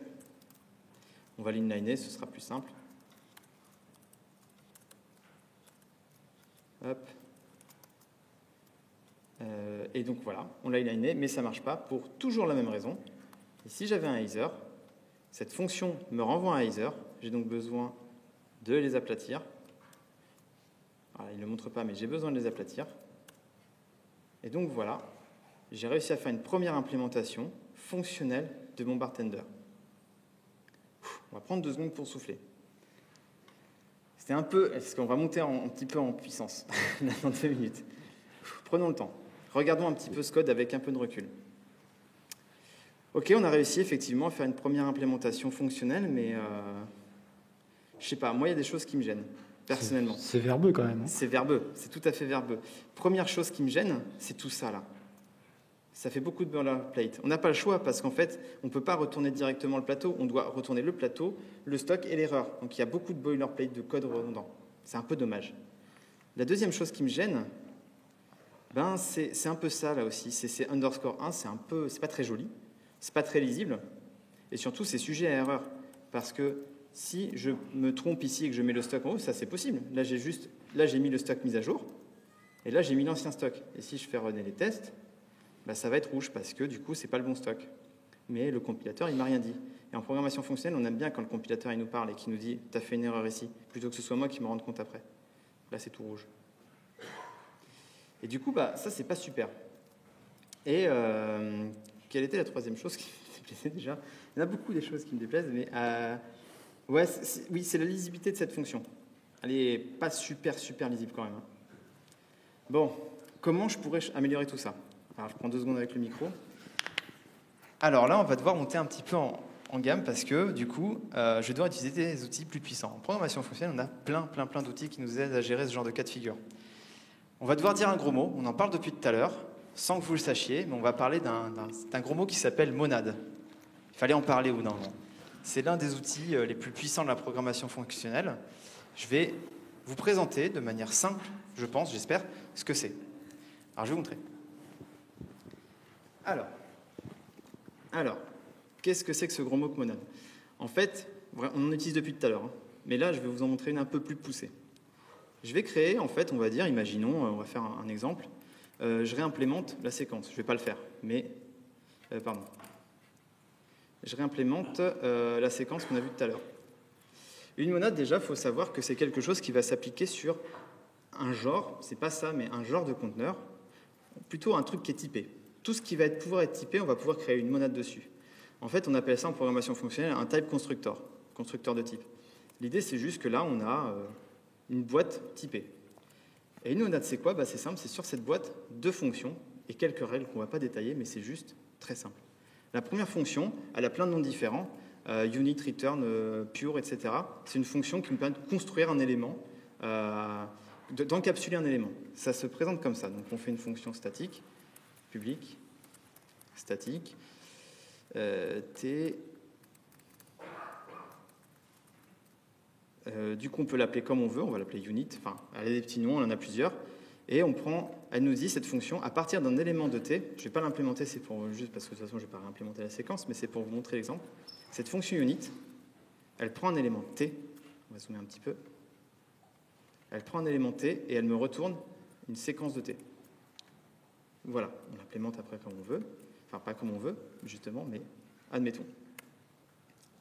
La monade, c'est une deuxième fonction. C'est la fonction qu'on utilise depuis tout à l'heure, c'est la fonction flatMap.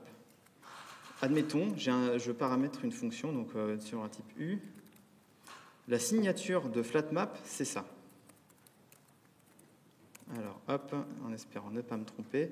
On a une fonction, donc là, ça va être un peu verbeux parce qu'on n'a pas le choix. C'est comme ça. Hop, donc c'est une fonction qui va de T vers séquence de U, F, et qui nous renvoie séquence de U. Ça, c'est la signature de flatMap. Une fonction qui va de T vers sec de U et qui me renvoie sec de U. On l'avait vu, on l'utilise depuis tout à l'heure, flatMap. Il y en a une troisième, mais qui n'est pas liée à la monade, on va en parler après. Ça, c'est ça qui définit une monade. C'est bête, hein, c'est juste 2 fonctions. Alors, c'est un peu plus que ça. On ne peut pas implémenter ces fonctions n'importe comment. Il y a des lois monadiques qu'on doit respecter, mais c'est juste quelques lois. Ce n'est pas le sujet maintenant, mais c'est pour dire que ce n'est pas plus compliqué que ça, en fait.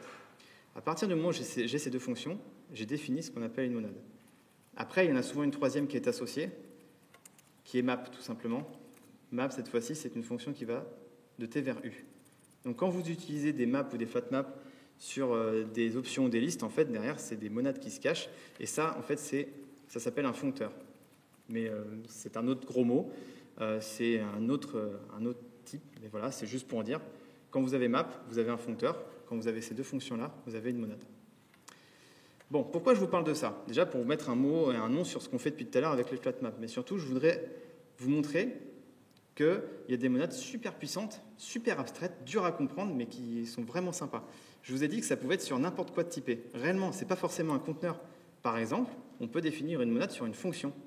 Et d'ailleurs, c'est ce qu'on va faire. Et là, ça devient bizarre. Une monade sur une fonction, c'est-à-dire qu'on définit des fonctions sur des fonctions.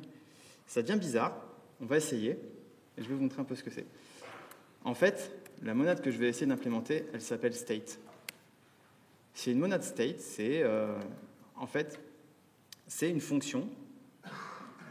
Enfin, c'est une monade qui est définie sur deux fonctions, une monade qui est définie sur une fonction particulière que je vais vous montrer maintenant. Alors, on ne peut pas manipuler en Java une fonction facilement. En tout cas, pas comme dans d'autres langages. Je le dirai un mot, le gros mot. Je vais le dire à un moment donné. Mon langage de prédilection. Pour l'instant, je me suis retenu. C'est le C. Non. En gros, il va falloir pas tricher un peu parce qu'en fait, c'est super pratique, mais encapsuler la fonction dans une classe. Nécessairement, on manipule des classes en Java. La fonction ne peut pas se manipuler aussi facilement. Donc, on va créer la monade state. Elle est paramétrée sur deux types. Alors, on a S et A. S comme state. Et en fait, la fonction, elle a cette tête-là. Alors, on va voir si j'y arrive du premier coup. C'est une fonction qui va de S vers tuple 2. On l'appelle en général run, mais voilà. Ça c'est la fonction qui nous sert dans le cas de la monade state. C'est tout bête. Enfin, c'est tout bête. Non, c'est pas tout bête. Mais c'est une fonction ultra abstraite, en fait, qui est difficile à comprendre, mais vous allez voir l'intérêt juste après. Il faut juste se dire, voilà, une fonction qui va de S, qui sera notre état, vers S de A. Donc on se doute que c'est une fonction qui va modifier l'état d'une certaine manière, garder plutôt un tracking des états, tout en extrayant une valeur. Alors un truc qui n'est pas une monade state, mais qui s'en rapproche pour ceux qui auraient fait un petit peu de Redux, c'est les reducers en fait. Ça se rapproche un peu. L'idée c'est un peu ça. Vous allez voir. Donc, on se dit la chose suivante. On veut écrire, je vais la définir rapidement. C'est pour vous montrer, mais c'est pas très très joli. Comment je définis la fonction unit de la monade state? C'est simple, je retourne un nouveau state. Donc, qu'est-ce que ça prend en paramètre state? On l'a dit, une fonction qui va d'un état vers un tuple qui contient deux éléments, ce même état et l'élément qu'on va passer en entrée. Et tu fixes le state de T dans la signature. Qu'est-ce que j'ai? Merci. C'est par un A, du coup. C'est un A. Bon, pour les nommages, c'est pas très important. Bon, ça, c'était la facile. Malheureusement. C'est très abstrait, mais c'est juste pour vous expliquer ce que c'est. Après, on va vraiment l'utiliser. Du coup, là, ce sera paramétré sur B. Et là, on va essayer d'implémenter FlatMap. Donc là, on va voir que c'est tout de suite beaucoup plus difficile. En fait, l'idée de FlatMap, c'est on a une fonction donc, qui va vers A et vers un state de S, B. C'est toujours le même principe. En gros, FlatMap, ça va toujours du type qui nous intéresse ici, A, vers la valeur finale, entre guillemets. Donc ça, pour l'implémenter, ça ne va pas être simple. Mais on va essayer. Donc, qu'est-ce qu'on cherche à faire? On cherche à retourner un new state. À chaque fois, de toute façon, vu qu'on est immutable, il faut bien reconstruire les objets. Donc, on sait qu'on a un état. Première chose que je vais faire pour implémenter ma fonction state, je vais appliquer, en fait, je vais sauvegarder ça, je vais le faire rapidement. Je vais appliquer ma fonction run, qui était en haut ici, et je vais l'appliquer à mon S courant. Pardon, qu'est-ce que j'ai fait? Oui, j'ai oublié les accolades.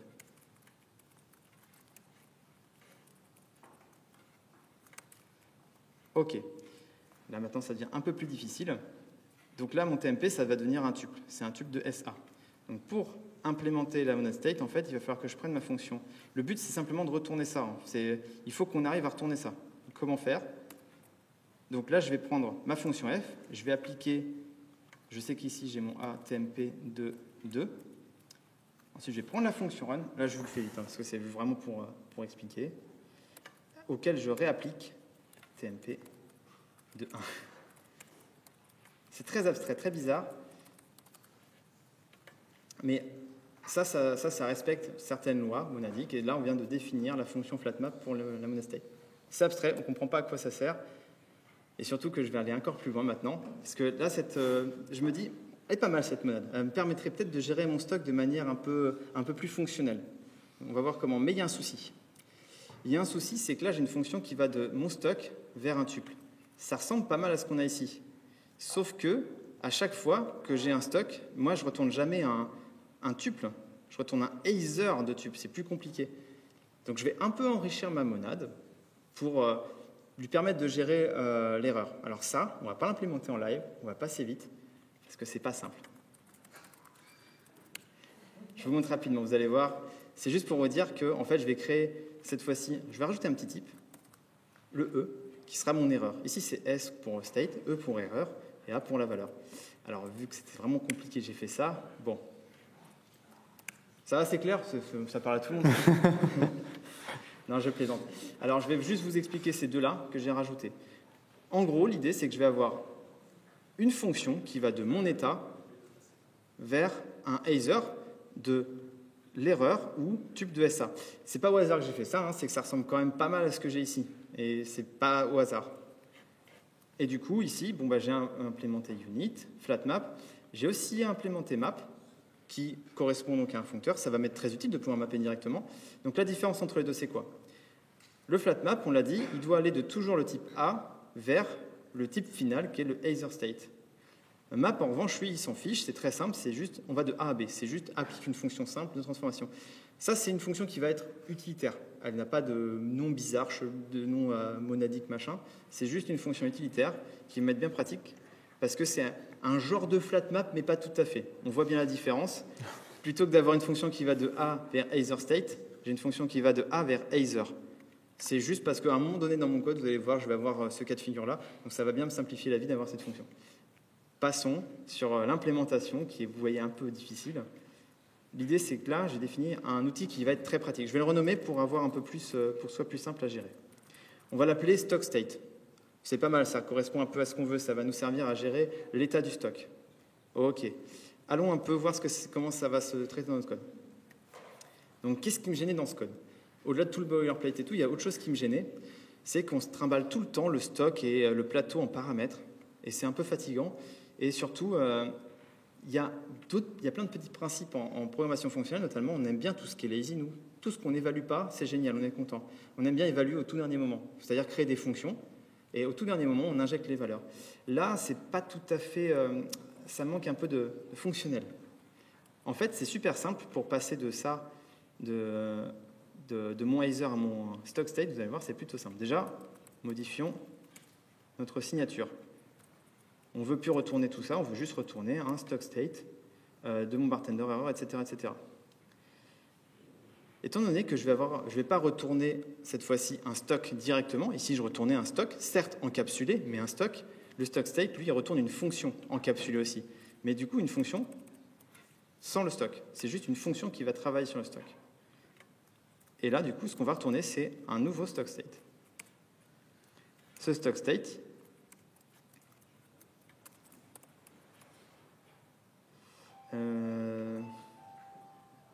ça, oui. Donc là, tout ce que j'ai fait, c'est encapsuler en fait tout à l'heure mon traitement que je faisais sur le stock dans une fonction. En fait, je l'ai mis c'est juste devenu une fonction et je l'ai encapsulé dans stock state. Vous avez vu, j'ai rien fait d'autre. Donc là, je l'ai encapsulé, ça tombe bien. Alors c'est pas par hasard. Encore une fois, j'avais la bonne signature et du coup, là, ça me permet de gérer ça. Donc là, pour l'instant, on voit pas trop l'intérêt. Si ce n'est qu'on a enlevé le stock. L'intérêt, il va venir ici. Déjà, on va pouvoir commencer à enlever un petit peu de code. Ici, plus de stock. C'est plutôt une bonne chose. On va modifier la signature. Ici, on ne renvoie plus un Either, on renvoie notre stock state. Alors, du coup, mais comment je fais ici, moi, d'ailleurs? Ici, j'avais un plateau que j'avais complété. Oh, pardon. Hop, on va zoomer un petit peu. Donc là, avant, j'encapsulais mon stock, mon plateau, tout ça dans des tuples et des Either. Maintenant, je ne vais plus avoir besoin de faire ça. Ici, on va juste reprendre notre cocktail. Et on va se dire, comment je fais pour passer d'un plateau auquel on a ajouté un cocktail à un stock state? On l'a écrit tout à l'heure, c'est la fonction unit. Elle sert à ça, en fait. Hop. On a toujours du boilerplate, mais c'est quand même mieux. On en a un peu moins. On n'a plus de gestion de stock, on a juste j'encapsule. j'encapsule simplement mon plateau dans un stock state. Alors, je regarde si j'ai mon nom de parenthèse. Un autre problème aussi, c'est les parenthèses. Hein, vous l'avez vu, forcément, quand on commence à en faire. Alors ça, c'est lié au pattern matching aussi de Weaver. Mais ça arrive souvent qu'on ait beaucoup de parenthèses. Et là, déjà, j'ai enlevé une parenthèse. Moi, je suis super content. Déjà, On a sauvé un château. moi, je me sens mieux, là, déjà. J'aime bien la programmation fonctionnelle, mais c'est pas pour autant que j'aime les parenthèses.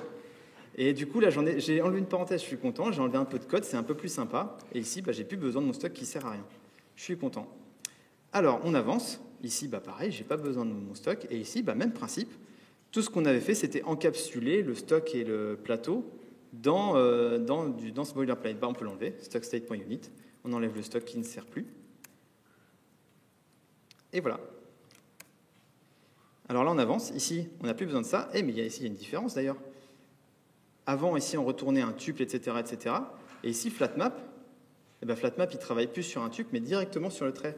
Ça, là, ce stock and trace, c'est pas du tout. C'est devenu directement un plateau. Donc ça, c'est cool. Je vais juste pouvoir dire, new trait. J'ai plus besoin de m'embêter avec le tuple. Il a disparu, un peu par magie, grâce au flatmap. Et je vais pouvoir lui passer ça. Hop, ça, c'est la signature qui n'est pas bonne. Et là, on est pas mal. On a quand même pas mal réduit le code. On sait un petit peu mieux. Et maintenant, il ne nous reste plus qu'à faire cette fonction-là.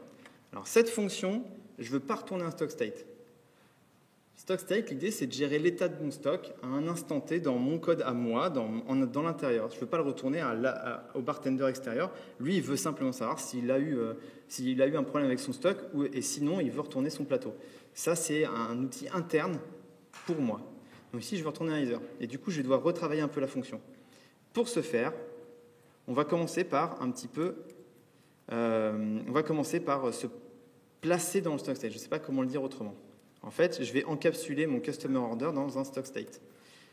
Donc ça, on sait faire. Encapsuler une valeur simple dans un stock state, c'est unit. C'est juste un constructeur. Je construis un stock state autour d'une valeur. Alors là, je vais le typer un peu parce que je crois qu'il n'est pas très... que Java en a besoin. Hop, je vais avoir besoin de faire ça. C'est juste pour aider le compilateur. Donc ça, on va s'en servir dans 2 minutes.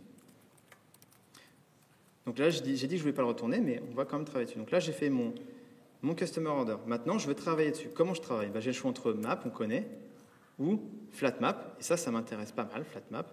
On va pouvoir travailler sur notre customer order. Donc, qu'est-ce que je dois faire ? C'est détecter les problèmes. Je n'ai même pas besoin d'écrire ça, je vais pouvoir faire ça tout simplement comme ça. Ok, normalement, ça ne marche pas, parce que je vous l'ai dit tout à l'heure, détecte problème, il a un petit souci, c'est que c'est un either, et flatmap, il veut une fonction de A vers stock state. C'était à ça que ça servait, le semi-flatmap, c'est une fonction un peu utilitaire qui va me permettre de tricher un peu, on va dire. Ça va me simplifier la vie. Bon, maintenant j'ai ma commande encapsulée dans mon stock state. Très bien. Comme tout à l'heure, il faut que je prépare maintenant mes entries. Donc là, je vais faire flatmap parce que je sais que ma fonction prepare entries, elle retourne un stock state. Et ici, j'ai un stock state, donc je vais aplatir tout le temps. Donc là, j'ai mon order. J'ai plus qu'à appeler prepare entries sur mes entries, mon stock et mon trait vide, tout nouveau. Ok, là, ça ne marche pas parce que il n'arrive pas à trouver le type. Ça ne marche pas pour la simple et bonne raison que je veux retourner un either et que là, moi, j'ai simplement un stock state. Comment je passe de l'un à l'autre ? C'est facile. Cette fois-ci, on va appliquer la fonction qui se cache dans le stock state. Stock state, on a dit, c'est juste un wrapper sur une fonction. Celle-ci. Là, on n'a plus qu'à... Ça y est, on extrait. On a fini de construire notre super fonction qui fait tout. Donc pour ça, j'appelle run et j'applique mon stock. Et là, normalement, c'est bon, mais il ne veut pas. Merci beaucoup. Ouais. Merci, j'ai eu peur. Vous suivez, c'est cool. Je suis content. Et du coup, voilà, là, on a une deuxième implémentation de notre, un peu plus costaud, de notre bartender fonctionnel. Moi, je suis plutôt content. J'ai réussi à me débarrasser du stock. entre guillemets, m'en débarrasser. C'est-à-dire que maintenant, il n'est plus traité, c'est plus le problème des fonctions en dessous, il est traité à un endroit unique ici. Ici, je ne fais que créer une fonction qui travaille autour du stock, mais je ne manipule pas le stock directement, c'est fait au-dessus. J'ai enlevé un petit peu de boilerplate, c'est pas mal, c'est déjà ça de prix. Donc je suis plutôt content. Maintenant, il me reste un truc. Alors, on va prendre encore 2 secondes pour souffler, mais c'est bon, c'était le plus dur, je pense. On va redescendre un petit peu. Là, c'était un peu costaud quand même. La monad state, on ne l'utilise pas tous les jours non plus, mais c'est intéressant de voir que ça existe et surtout que des choses ultra abstraites comme des monades sur des fonctions, bah, ça a des utilisations bien concrètes. Cela dit, on ne l'utilise pas non plus tous les jours, cette monade. Mais il y a une chose, par contre, qu'on fait tous les jours, c'est pas ce genre de fonction. En fait, là, cette fonction-là, elle souffre de 2 problèmes. Premièrement, elle n'est pas super lisible. Et deuxièmement, est-ce que quelqu'un voit le problème de récursivité qui se cache? Il y a un produit, c'est que le tail est partiel, donc ça vient aussi limiter des head options. Et pareil, tail c'est partiel. Tail c'est partiel. Qu'est-ce que tu veux dire par là? Voilà. De même que vous avez utilisé head option pour éviter d'avoir une erreur si jamais la séquence était vide, vous utilisez un tail. Ouais. Alors en fait, il ne peut pas l'être dans ce cas précis, mais c'est un coup de chance, c'est fait exprès. Ouais. Et justement, je vais venir à ça. Je vais faire une deuxième implémentation qui va encore plus te déplaire, je pense. Mais tu vas voir l'intérêt. C'est exact. Mais la 3e implémentation sera la bonne, tu vas voir. En fait, effectivement, problème, c'est que ça, ici, ça peut casser s'il n'y a pas d'élément.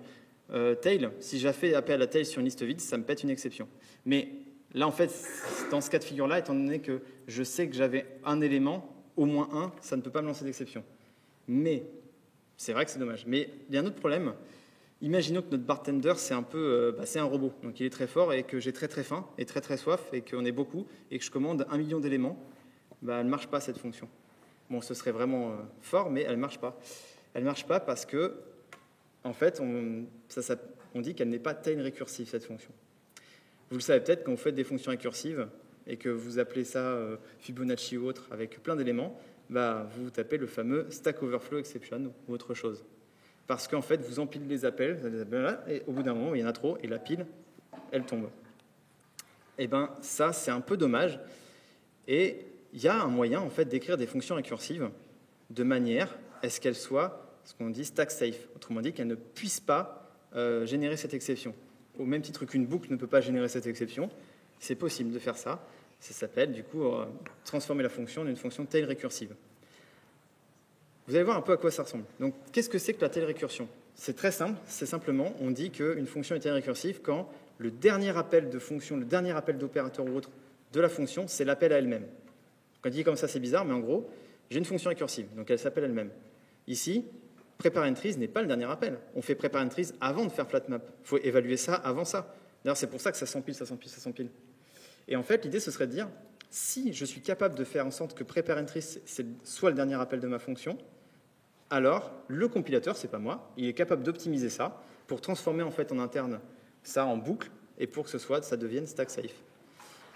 Alors il n'y a pas de recette miracle pour transformer une fonction non tail récursive en tail récursive, mais il y a des choses qui marchent plutôt bien en général. Une chose qui marche bien, c'est de se dire, en fait, pour transformer une fonction non tail récursive en tail récursive, ça ne marche pas à tous les coups, mais c'est de se dire, en fait, je vais garder un genre de variable temporaire d'accumulateur du résultat en paramètres. Donc là, je vais enlever mon trait, et plutôt que d'avoir un trait, je vais avoir ça, juste le résultat en tant que paramètre. Et en faisant ça, je vais pouvoir faire la chose suivante. Alors, on va le faire assez vite. On va se dire, si, donc là, ça va encore moins me plaire, imaginons que j'ai 2 cas de figure. 2 cas de figure à gérer. Est-ce que ma liste est vide ou non? Si ma liste est vide, j'ai rien à faire. Ma liste est vide, on m'a passé un état de base, je le retourne. Si ma liste n'est pas vide, alors j'ai plusieurs petites choses à faire. Ce que je vais faire, c'est que je vais préparer finalement, je vais préparer le premier élément de ma liste. Donc je prends ceci, je fais un head, donc là ça c'est pas safe, mais vu que j'ai testé avant que ce soit vide, ça l'est parce que je l'ai testé avant, en lui passant le trait. Ah, le trait je l'ai pas parce que maintenant j'ai ça, j'ai plus le trait, comment je fais? Pas de panique, c'est facile. En fait, j'ai mon state contient le trait, donc j'ai juste à mapper dessus, plus précisément flat mapper. Comme ça. Ok, donc là, j'ai récupéré un S. Bon, on va faire ça comme ça. Ok, donc là, j'ai réussi à préparer une entrée. Et maintenant, c'est bon, j'ai préparé le premier élément de ma liste, j'ai plus qu'à appeler récursivement la suite. Et en fait, l'intérêt d'avoir stocké, d'avoir mis en paramètre le résultat, c'est que j'ai plus qu'à faire ça. Hop, donc S en deuxième, et en premier élément, on passe les éléments restants. Cette fonction, on sait qu'elle finira, puisque je vais forcément dépiler tous les éléments et arriver dans cet état-là au bout d'un moment. Et j'ai oublié le return. Et elle est telle récursive parce que le dernier appel de la fonction, c'est bien la fonction elle-même. Il n'y a rien qui se passe après. C'est dans un cas, je renvoie state, et dans l'autre, j'appelle ça récursivement. La fonction est récursive. Maintenant, le compilo est capable de l'optimiser pour la rendre stack safe. Mais, donc là, je suis content, c'est-à-dire que ma commande a 1 million d'éléments, elle passe. Mais déjà, je ne suis pas un très très grand fan de ce isempty, etc. Pareil pour le tail de L, et je suis encore moins fan de ça. D'ailleurs, ici, il faut que j'encapsule. Je suis encore moins fan de ça parce que je viens de rajouter du boilerplate et une parenthèse. C'est dommage, j'aime pas les parenthèses. Et en fait, il faut savoir que s'il y a des choses que l'on utilise massivement en programmation fonctionnelle comme les monades, c'est un truc qu'on utilise tout le temps parce que c'est très puissant. Ça permet de combiner, c'est le fameux flat map, on combine des choses entre elles, c'est super puissant. La monade state moins, la récursivité, en fait, on l'utilise assez peu. On définit beaucoup de types récursifs, parfois des fonctions récursives, c'est super élégant et ça fait bien les choses, mais on a des tonnes et des tonnes d'outils à côté qui nous permettent de régler les problèmes en général sans avoir besoin de faire appel à des fonctions récursives. Et c'est exactement ce qui va se passer ici. J'aimerais vous montrer un exemple d'outil qu'on utilise aussi un peu, qui est une fonction qui s'appelle foldLeft. FoldLeft, c'est une super fonction qui fait bien les choses en fait. Elle va nous permettre de résoudre le problème sans récursivité et sans boucle, sans rien. La fonction foldLeft, elle a une signature un peu difficile à lire, mais elle est super puissante. FoldLeft, c'est un genre de map dans lequel je vais pouvoir transformer le type de sortie. Enfin, vous allez voir, c'est pas évident à expliquer. On trouve ça sur toutes les collections, parce que c'est assez classique. Au même titre que map, on a foldLeft. Alors, je ne sais pas si on voit bien, on ne voit pas très bien, mais en gros, ça prend deux choses en paramètres. Premièrement, un type 0. On appelle ça la seed. C'est en fait, quel est mon élément de départ? C'est qu'est-ce qui se passe si ma liste est vide. foldLeft, petite parenthèse, on peut aussi voir ça comme la fonction reduce, pour ceux qui connaissent classique. Par exemple, si j'ai une liste d'entiers, je peux reduce la liste à un seul entier en faisant chaque entier, en additionnant tous les entiers entre eux, ou en faisant la somme, la moyenne, etc. Fonction reduce, c'est très classique, mais la fonction reduce, quand j'ai une liste de A, ça me génère nécessairement un A en sortie. Une liste d'entiers, j'ai forcément un entier en sortie. Le foldLeft, c'est un reduce plus puissant, parce que si j'ai une liste de A, je peux avoir n'importe quoi en sortie. Et en fait, ça, c'est géré grâce à ce fameux élément 0. Donc, qu'est-ce qui se passe? C'est quoi l'élément 0? L'élément de base, c'est le cas de la liste vide, c'est le cas initial. On le sait déjà, donc j'ai plus besoin de ça d'ailleurs. Hop, c'est mon trait en fait, tout simplement, c'est mon plateau. Voilà, je retourne le plateau en cas d'élément vide. Ensuite, foldLeft prend une bifonction. En gros, c'est une fonction à deux paramètres. Donc, les deux éléments, le premier, on appelle ça l'accumulateur. Entre guillemets, c'est l'endroit dans lequel je vais agréger mes résultats, parce que foldLeft va passer sur tous les éléments de la liste et va agréger ça au sein d'un même élément. Ici, c'est mon state en fait. Donc, je vais l'appeler comme ça, mais ça pourrait être state. Du coup, ce que j'ai fait ne marche pas, pardon. Oups. Je vais retourner là-dessus. Oui, ok, je sais ce que j'ai fait. Je voulais enlever ça. Je vais le faire après. Je reprends mon state, pardon. Donc, on reprend un state. Et mon deuxième élément, on l'appelle ACK, accumulateur, peu importe le nom. Et ensuite, le deuxième paramètre, c'est l'élément courant. Donc là, on sait que c'est une entry, puisqu'on est en train de travailler sur une liste d'entry. Et qu'est-ce que je fais maintenant? C'est simple, en fait. J'ai juste à me dire, je prépare, pour chaque entry, je prépare mon entry, tout simplement. Enfin, ça ne va pas tout à fait, mais hop, je prépare mon entry. Et il me manque le trait, mais ça, on sait où est-ce qu'il est. Il suffit d'aller le chercher dans mon accumulateur, dans mon état.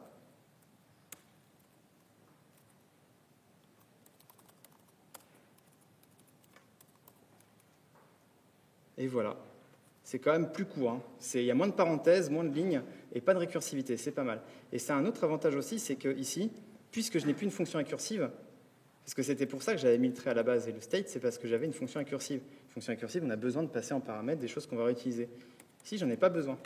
En fait, ici, je vais tout simplement pouvoir me dire, prepare entries, c'est quoi mon élément de base? C'est un plateau vide. Donc j'ai juste à dire stock state, .unit. Et ici, je peux même enlever le plateau. J'ai même plus besoin de l'avoir ici, puisque j'ai plus de récursion, j'en ai pas besoin. Et là, j'ai une fonction qui me permet de gérer sans récursion, sans problématique d'exception ou autre, la gestion de mes entrées. C'est bon. Et bien là, je pense qu'on a une solution, parmi d'autres, il y a plein de façons d'implémenter les choses, relativement satisfaisante. On va s'arrêter là pour le code, on va souffler 2 secondes, et on va faire un petit bilan de tout ce qu'on a vu. Je peux reprendre ça maintenant. Merci beaucoup de m'avoir tenu le micro pendant toute cette période. Bon, alors, à chaque fois qu'on a dit tout simplement... Ouais, j'aime beaucoup dire ça, mais en fait, c'est pas le cas. C'est vrai, c'est un tic que j'ai de dire tout simplement, alors que c'est pas du tout simplement. Pas du tout. Faisons un petit bilan de tout ce qu'on a vu. Il y a certainement des choses qui vous ont pas plu. Ça serait normal, parce que moi aussi, il y a des choses qui n'ont pas plu, d'autres choses qui vous ont plu. Notamment dans Waver. Waver, c'est, selon nous, vraiment une super librairie, c'est un super outil. Si vous voulez mettre des touches de fonctionnel dans votre code Java, c'est vraiment une super bonne approche. Les collections immuables, tout ça, c'est vraiment bien. Les options aussi sont, à mon goût, beaucoup mieux que les optionales qu'on trouve de base en Java, parce que ce sont des vraies monades avec des vrais outils qui nous permettent de travailler dessus. En revanche, tout n'est pas rose. Java n'est pas... C'est pas le but de Java d'être un langage fonctionnel. C'est pas un problème. L'objet, c'est super bien aussi. Et notamment, vouloir faire du pattern matching en Java n'est pas une bonne idée. Ça se voit, c'est verbeux. Il y a beaucoup de parenthèses partout. C'est vraiment verbeux. Comme dans d'autres langages, par exemple Scala, voilà, c'était ça mon langage préféré, on va dire. C'est pas aussi verbeux parce que c'est prévu pour, mais c'est pas un problème. C'est juste que, en Java, c'est pas une bonne idée de faire, je pense, du pattern matching. C'est juste pour l'exercice, c'est sympa, mais en vrai, c'est verbeux. Donc Waver, c'est super. Ça propose beaucoup d'outils sympas, mais il faut pas non plus vouloir tout faire avec Waver parce qu'il y a des choses qui ne s'y prêteront pas forcément. On l'a vu tout à l'heure. En fait, on est limité par la syntaxe de Java. On est limité par la syntaxe de Java. Tous les petits plus en termes de syntaxe que vont apporter des langages qui sont orientés fonctionnels vont nous échapper de cette palanquée de parenthèses. Mais d'un autre côté, c'est aussi intéressant de vouloir tirer un certain nombre d'éléments pour nous faciliter la vie quand on ne fait pas des choses trop compliquées non plus, quoi. Ça nous permet de voir différents concepts, de voir différentes choses, c'est sympa.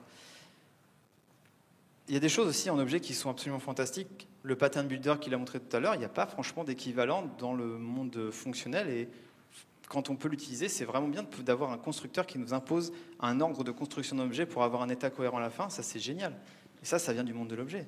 Et c'est génial. Il y a des choses aussi du monde fonctionnel qui sont fantastiques, comme l'immutabilité poussée à son paroxysme. Si vous voulez faire du fonctionnel, pensez vraiment fonction, bien entendu, et immutabilité. Ça va vous obliger à utiliser des outils dont vous n'avez pas l'habitude. Parce qu'au bout d'un moment, quand vous aviez une variable qui mutait, vous saviez faire avec une boucle ou n'importe quoi. À un moment donné, il va falloir se dire, si j'utilise, comment je peux transformer comment je peux faire alors qu'ici tout est immutable. C'est comme ça qu'on peut rentrer dans le fonctionnel quand on a envie d'en faire.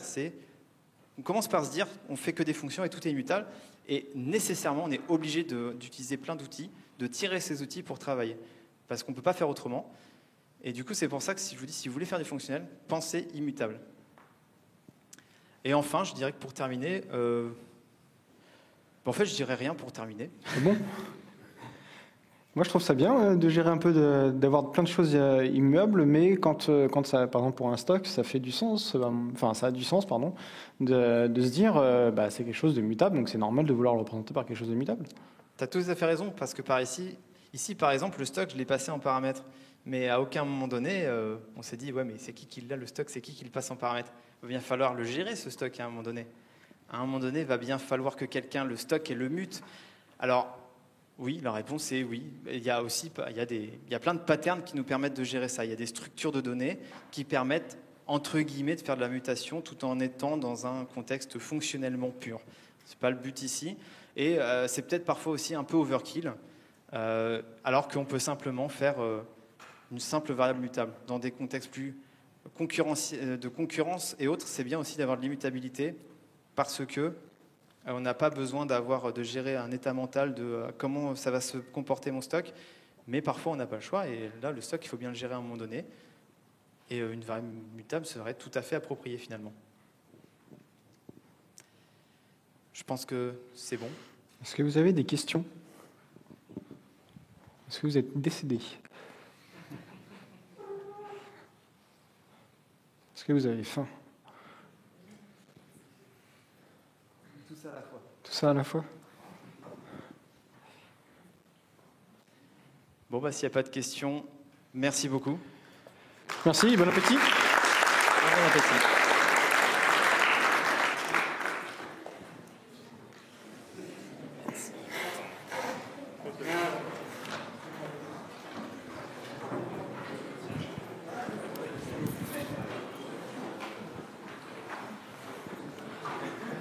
On n'avait pas besoin de laisser du temps pour les questions finalement.